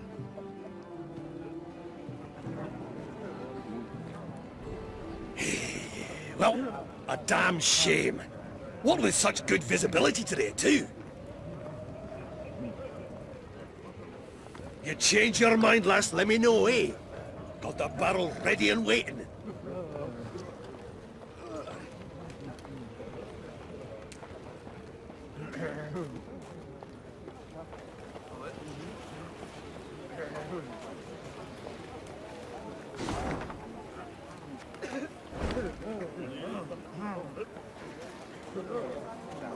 Every year more monsters crawl out for spring cleaning. Remember, if you pass a snail en route to the mine, share a wee bite with them. Never, ever whistle in the mines. Now hold on! Pour ye some hoots first. Makes for merrier marching when things get frosty. Never, ever whistle in the mines.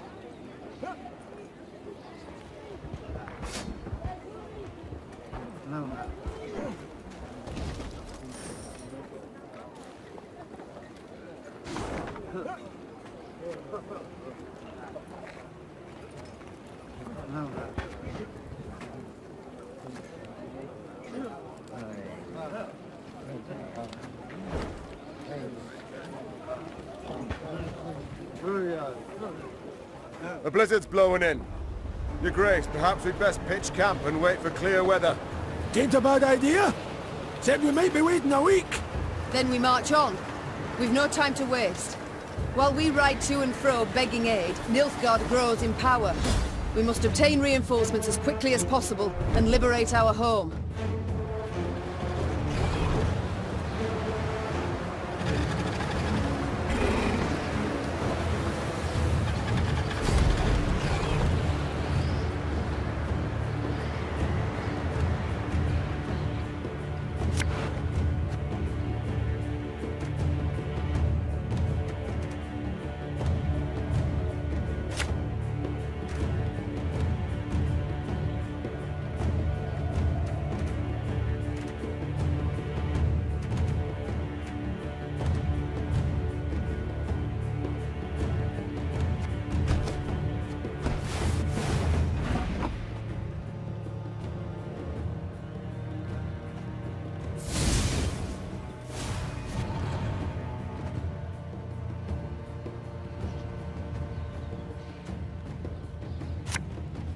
An army's a waste of time for one like me.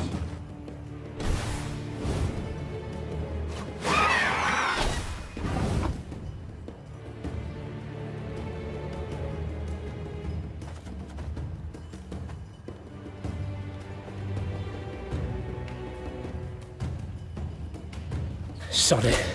Sod it all.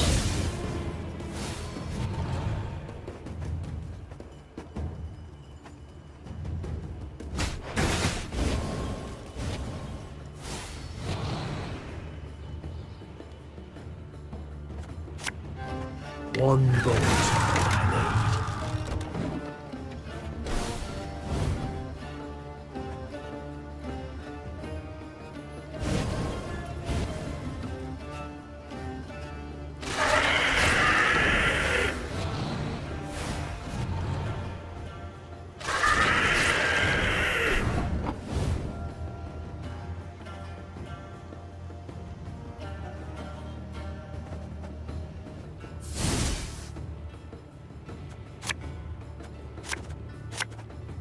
Left, right, left, right.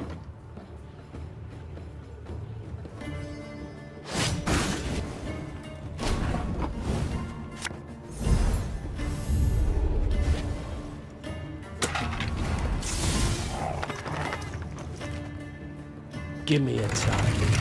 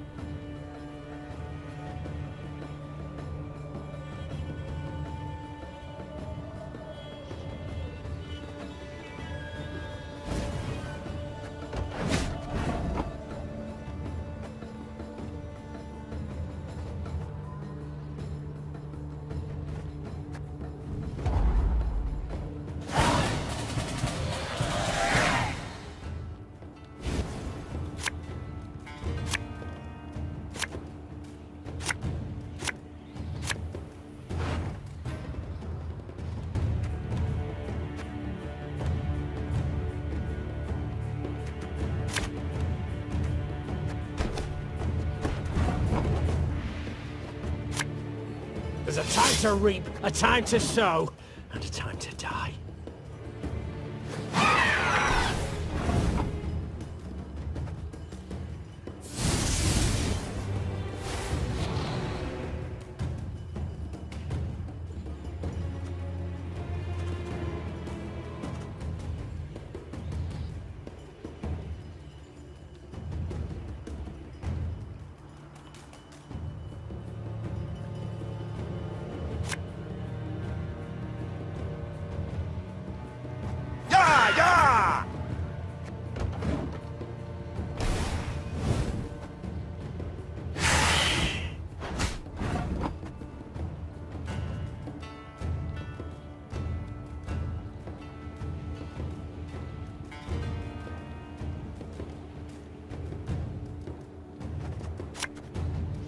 Abel is to your command.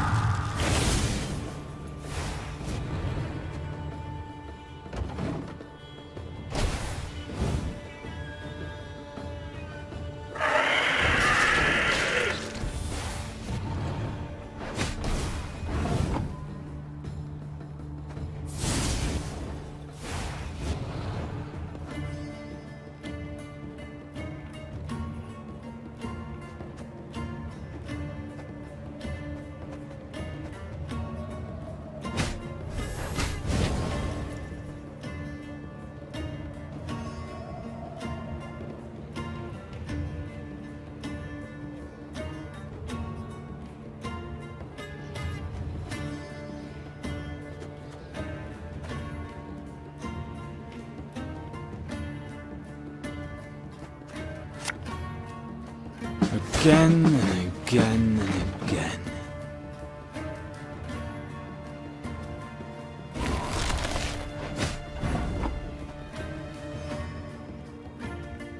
You mad? Don't shake that! We'll catch 'em all!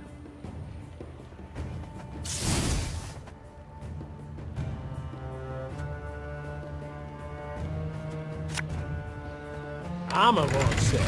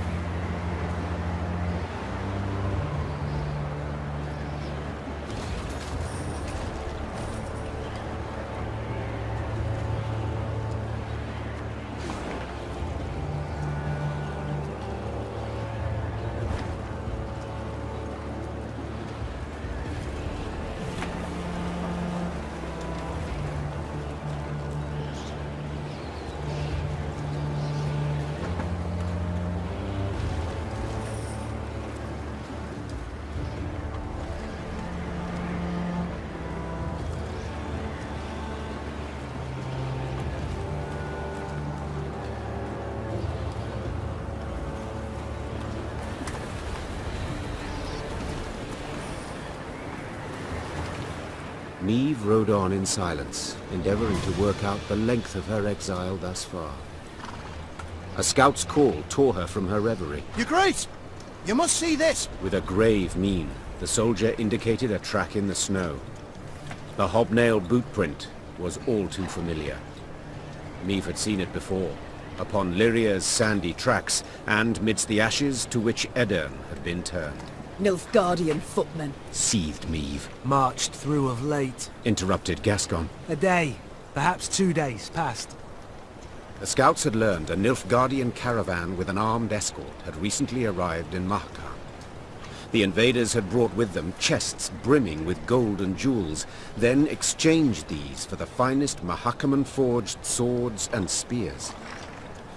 A scout gave me one of the coins the Blackclads had used for payment. Upon the coin's back, the Lyrian eagle. They pay with gold from my vault. The Queen said through gritted teeth. For arms that will cut down my fighting men and subjects. We might yet pursue and hunt them down, said Reynard, a spark in his eye. And make certain Eddahi never lays hands on those weapons. You might, again. Piped up Gabor, who had been listening to their exchange. But you might also recall We Mahakamans are neutrals who assure all guests within our borders safety. True, formally speaking, the Nilfgaardians have passed outside them, but attack them a stone's throw from our gates, and you'll see Brewer's rage come out his ears as steam, and out his arse as fire. Gabor, forgive me, said the Queen. This caravan we must attack. I must stop the Nilfgaardians. And entirely apart, I should be quite content to watch Brewer spew fire. Gabor's mouth gaped as he tried to protest, but the Lyrian soldier's laughter drowned out his grunts. Neve gave the signal to depart. Soon after, Queen and company descended upon the foe's caravan, and a battle ensued.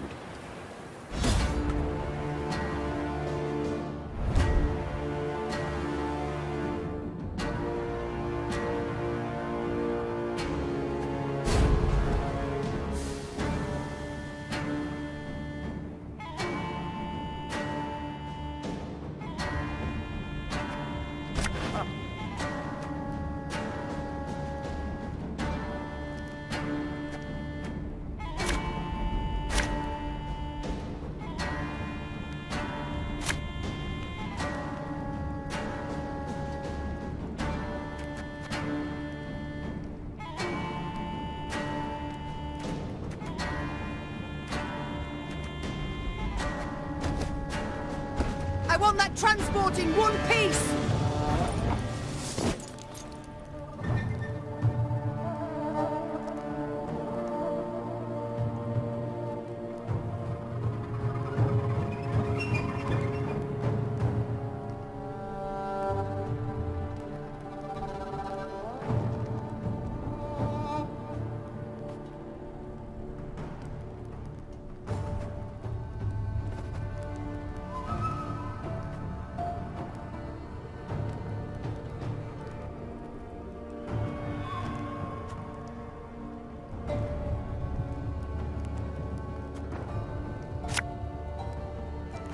I'm a one second.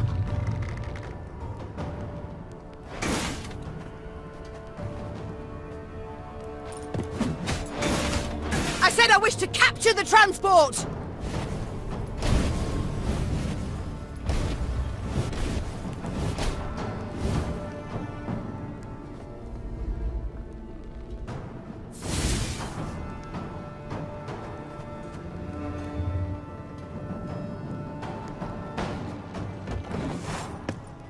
Oh! Nilfgaard!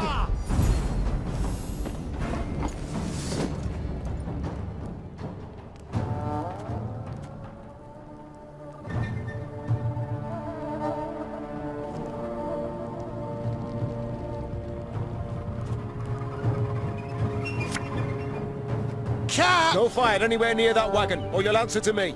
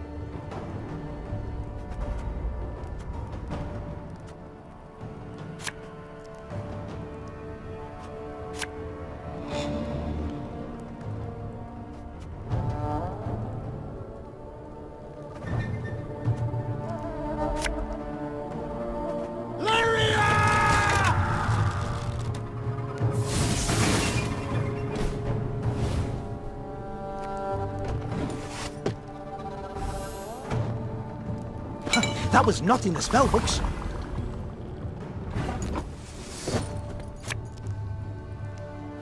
One bullet.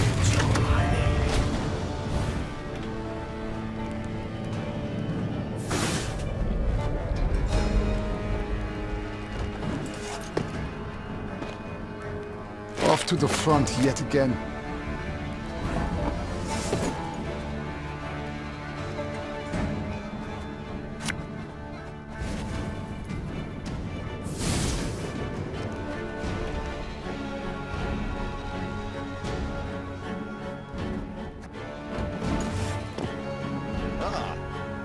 Quiet, or the Commissar will hear.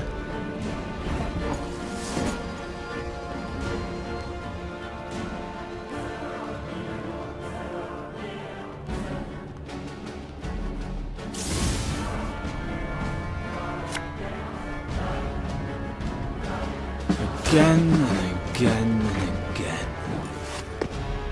Ha! Brach! Scheiß! In! Zwei! The transport's ours.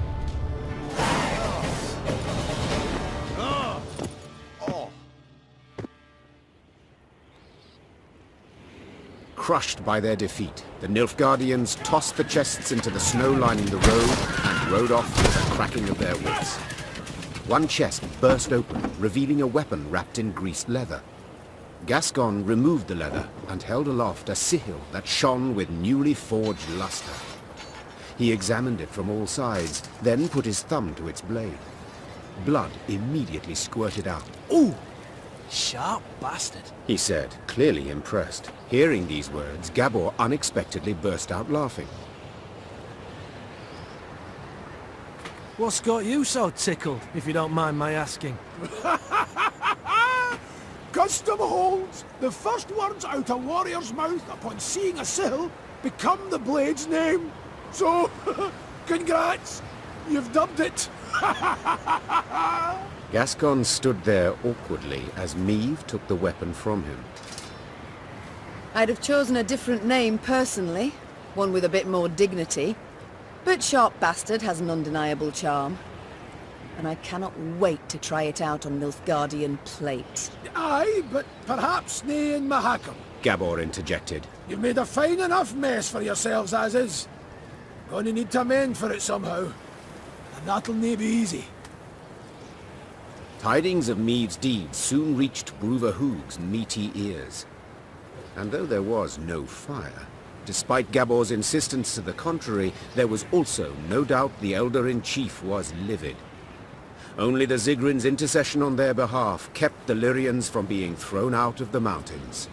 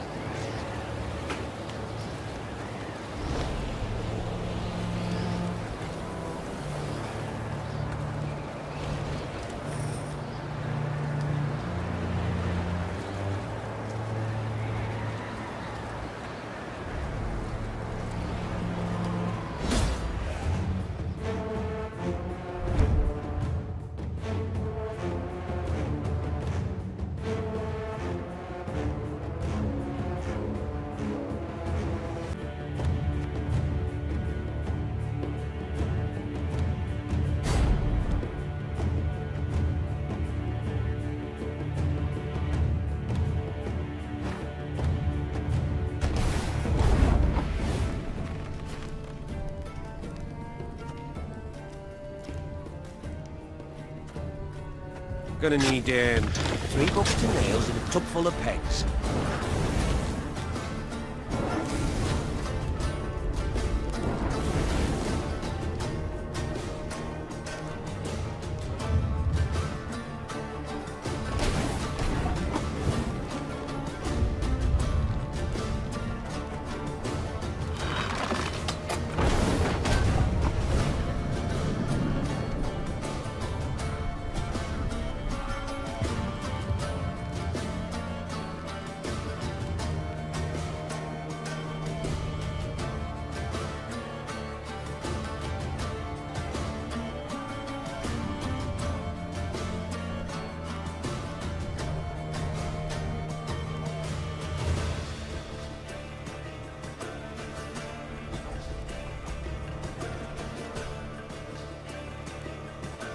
If anyone asks, you've not seen me.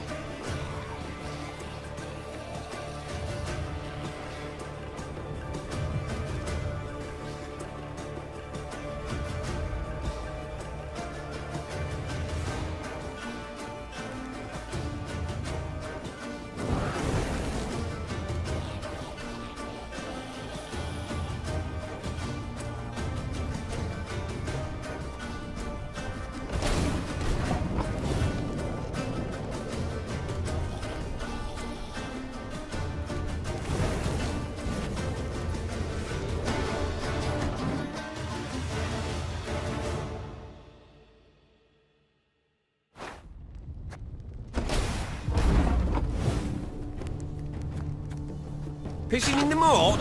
Oh, you're dead.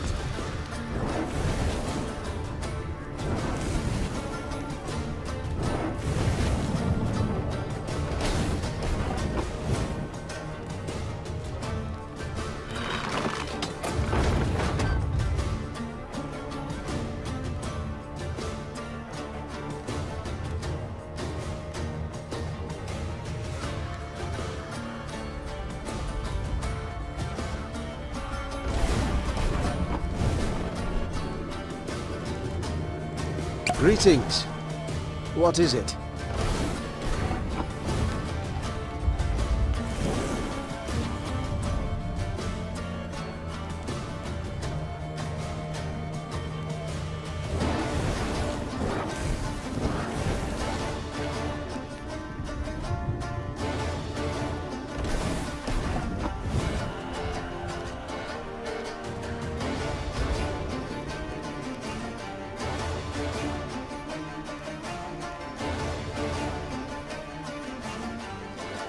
If anyone asks, you've not seen me.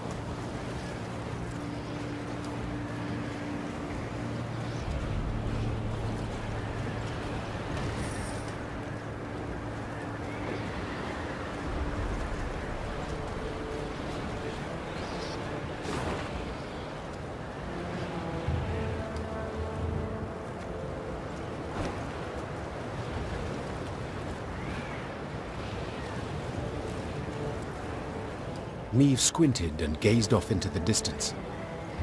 It seemed to her that hundreds of black patches covered the peaks on the horizon. Once she had ridden up closer, she realized these were the windows of homes carved out of solid rock. Our pride this was, sighed Gabble. Burra's Rump. A city carved out of mountain rock. Hundreds of miles of tunnels, dozens of steelworks, smithies and forges.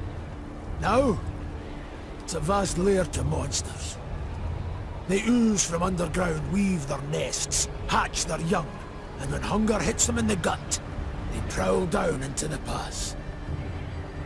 Niamh stood at the entrance to the underground city. The monumental gate, cast in bronze, lay on the ground, folded multiple times as a scroll of paper. Out of blackened windows oozed a stench of rotting meat and mold. The Queen bent an ear to hear water dripping, and, in the distance, a metallic scraping. A sound akin to chitinous scales rubbing against rock. The soldiers await your order, Your Grace, said Reynard quietly, as if he feared he would wake the beasts asleep in the caverns.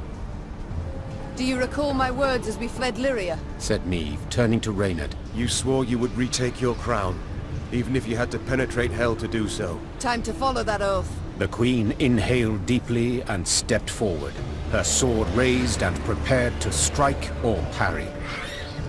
Moments later, it was swinging, fighting, as the current tenants of Borrow's Rump came out to meet her.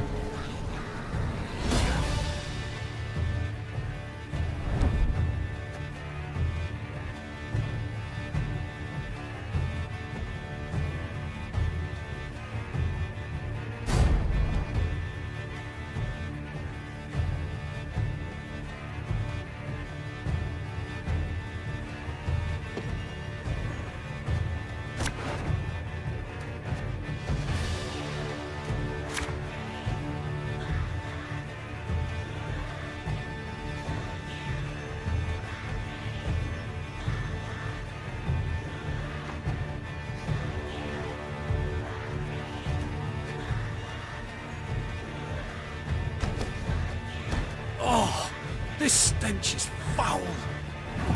I'd like to make it known that us gnomes don't run so fast. You know, in case you were planning to skip out on the quick. You mad? Nay!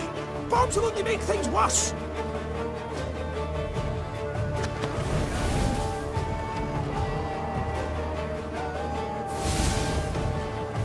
Ah, damn it! They're hatching! Place is about to swarm with creepers!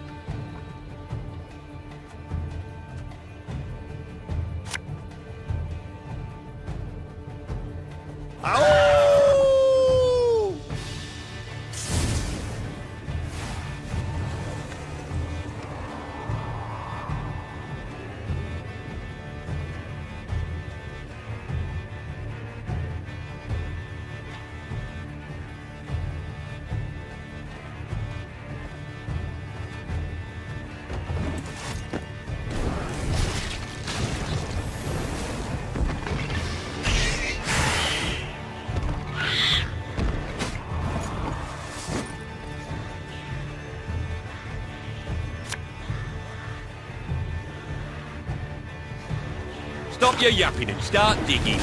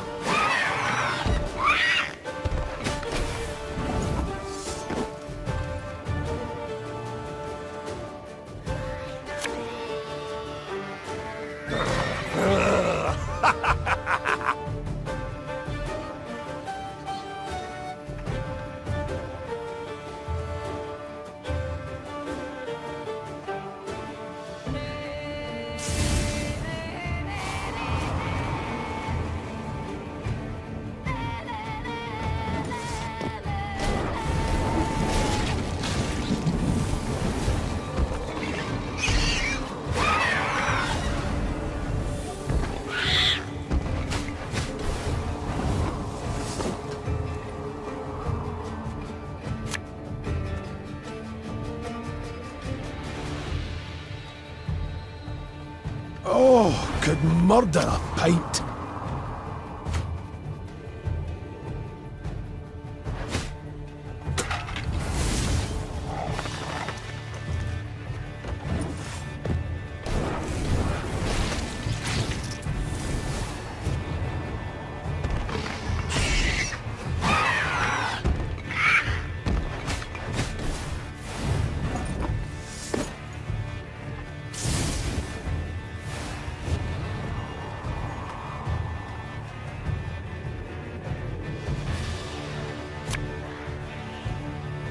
Armor won't sell.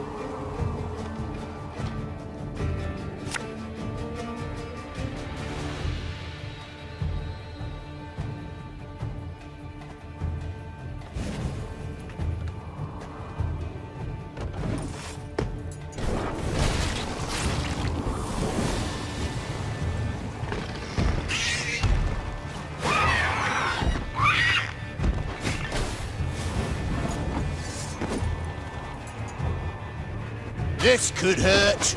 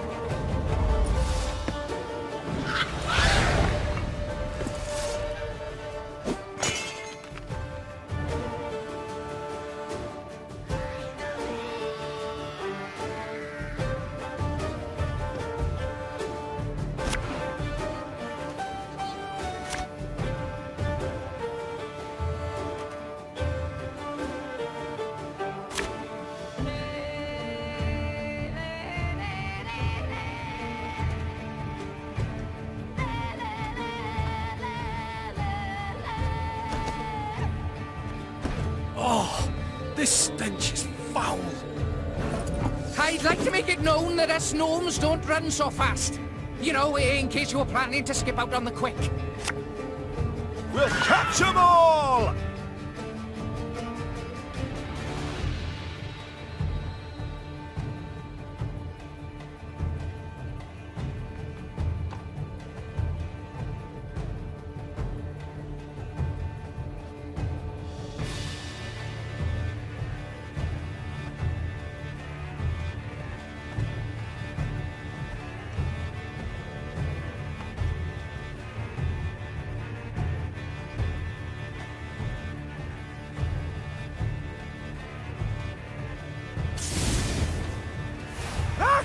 it! They're hatching! Place is about to swarm with creepers!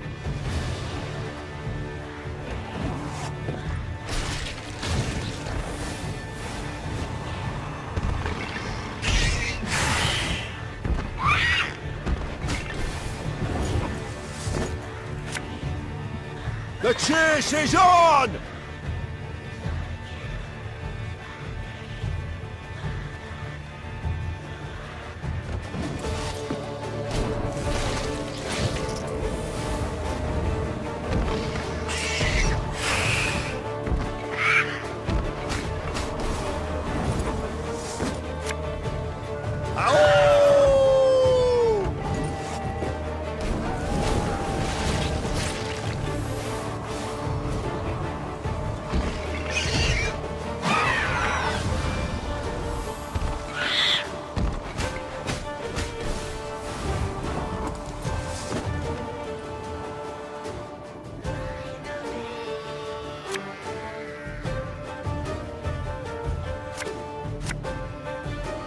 Army's a waste of time for one like me.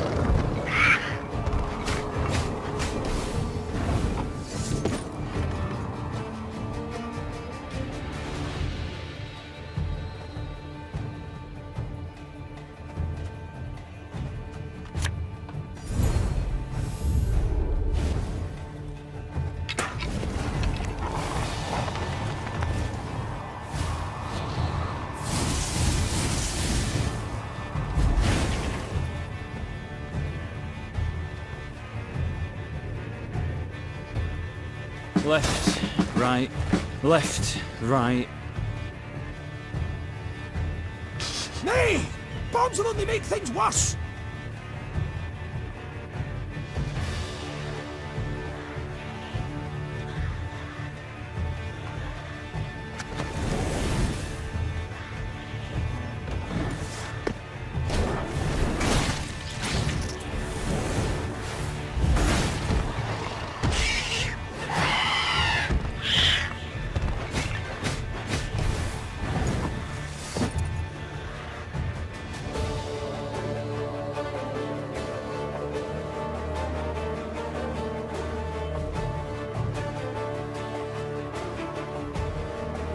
Sod it. Sod it all.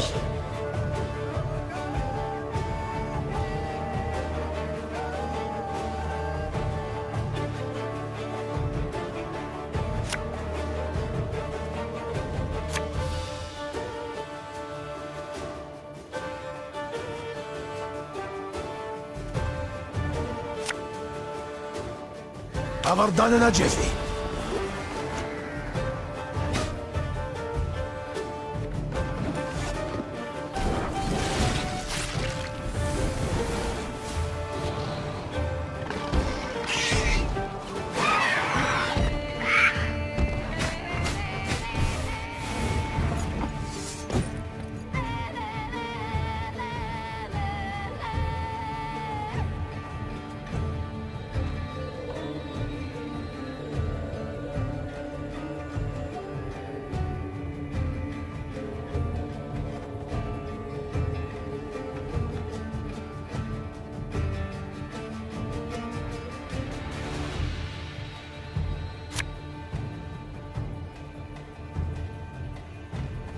When will you ever learn?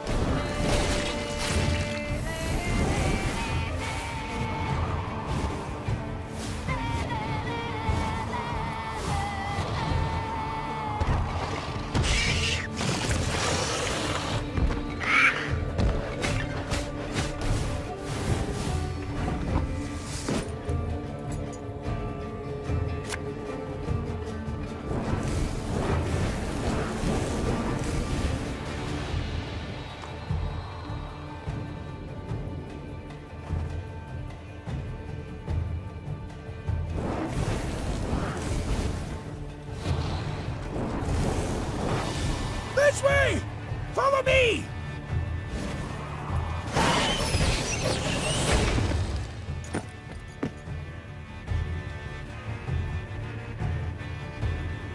Though wounded, Meve approached the Shaelmar, which lay writhing on the ground.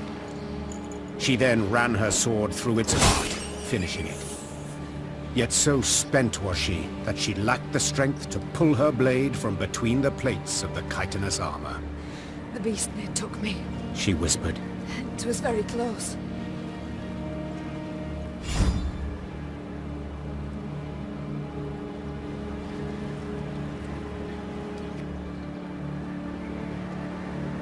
The Lyrians reached a vast hall that had once served the clans as their meeting room. The stone benches were covered in sticky slime and insectoid eggs, while bats of varying size hung from the crystal chandeliers. Gascon rummaged through old, weathered bones, surely hoping to find something of value. Gabor, in turn, was at a shut and locked door, grappling with it as if it were a deadly beast.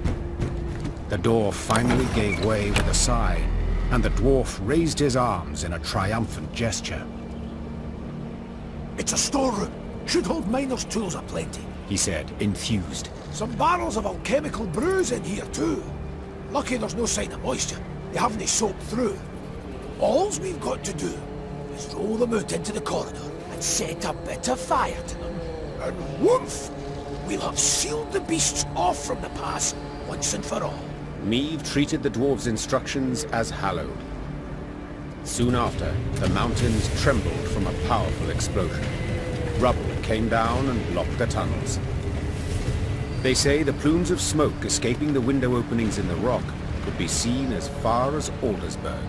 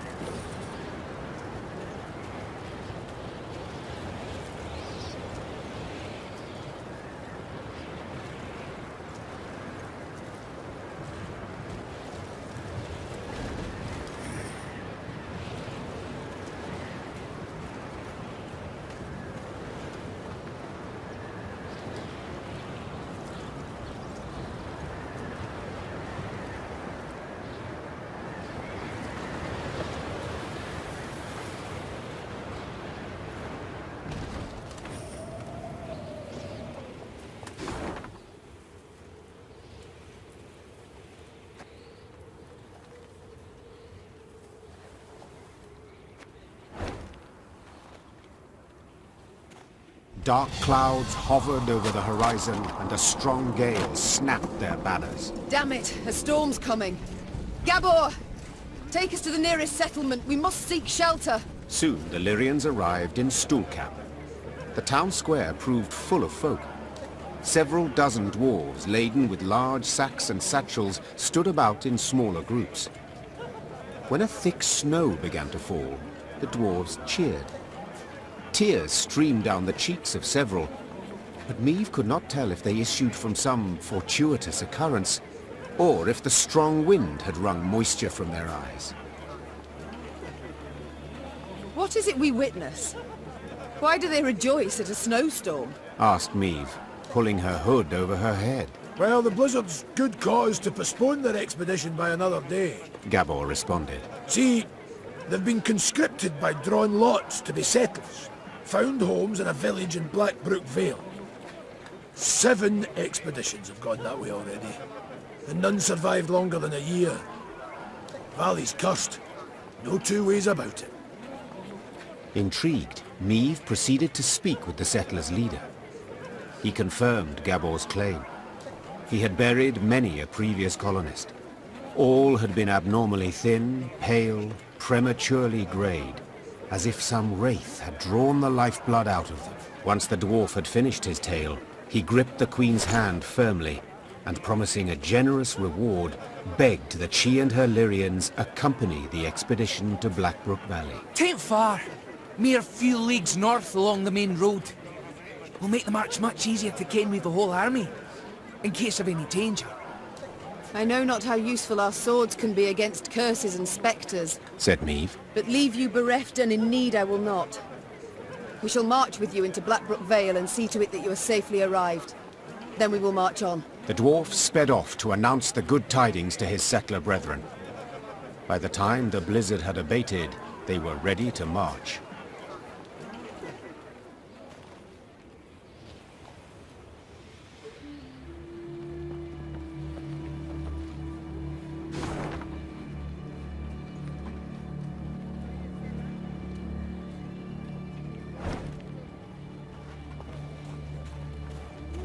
Be bold. Take on challenges, risks even. But before you set out to do anything, buy yourself some proper insurance. Always darkest for the dawn. Or when the last candle in the mine goes out. Waiting's painful. Forgetting's painful. But an arse dragged across cinders is the worst kind of suffering. Fall down 7 times, get a bait. Then clobber the dunderhead who keeps shoving you. Always darkest for the dawn. Or when the last candle in the mine goes out.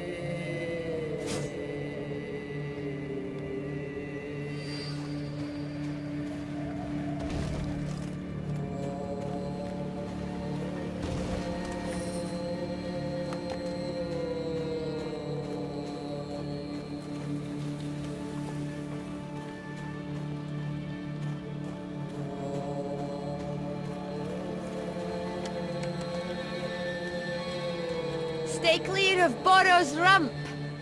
Unless you like shale Mars, that is. The Elder gets a wee stranger every year. Scary to think where he'll be 100 from now. I'd cut my beard, but I haven't yet received written permission. I'd cut my beard, but I haven't yet received written permission.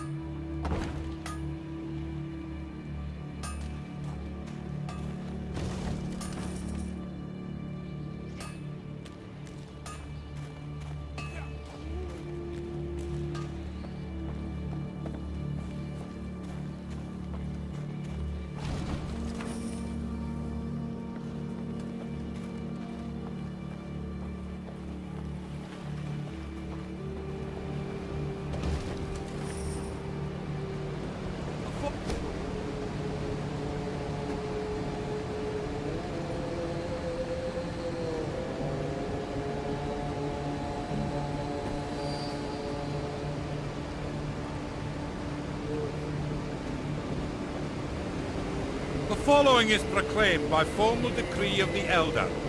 From here on in, you're on your own, wench.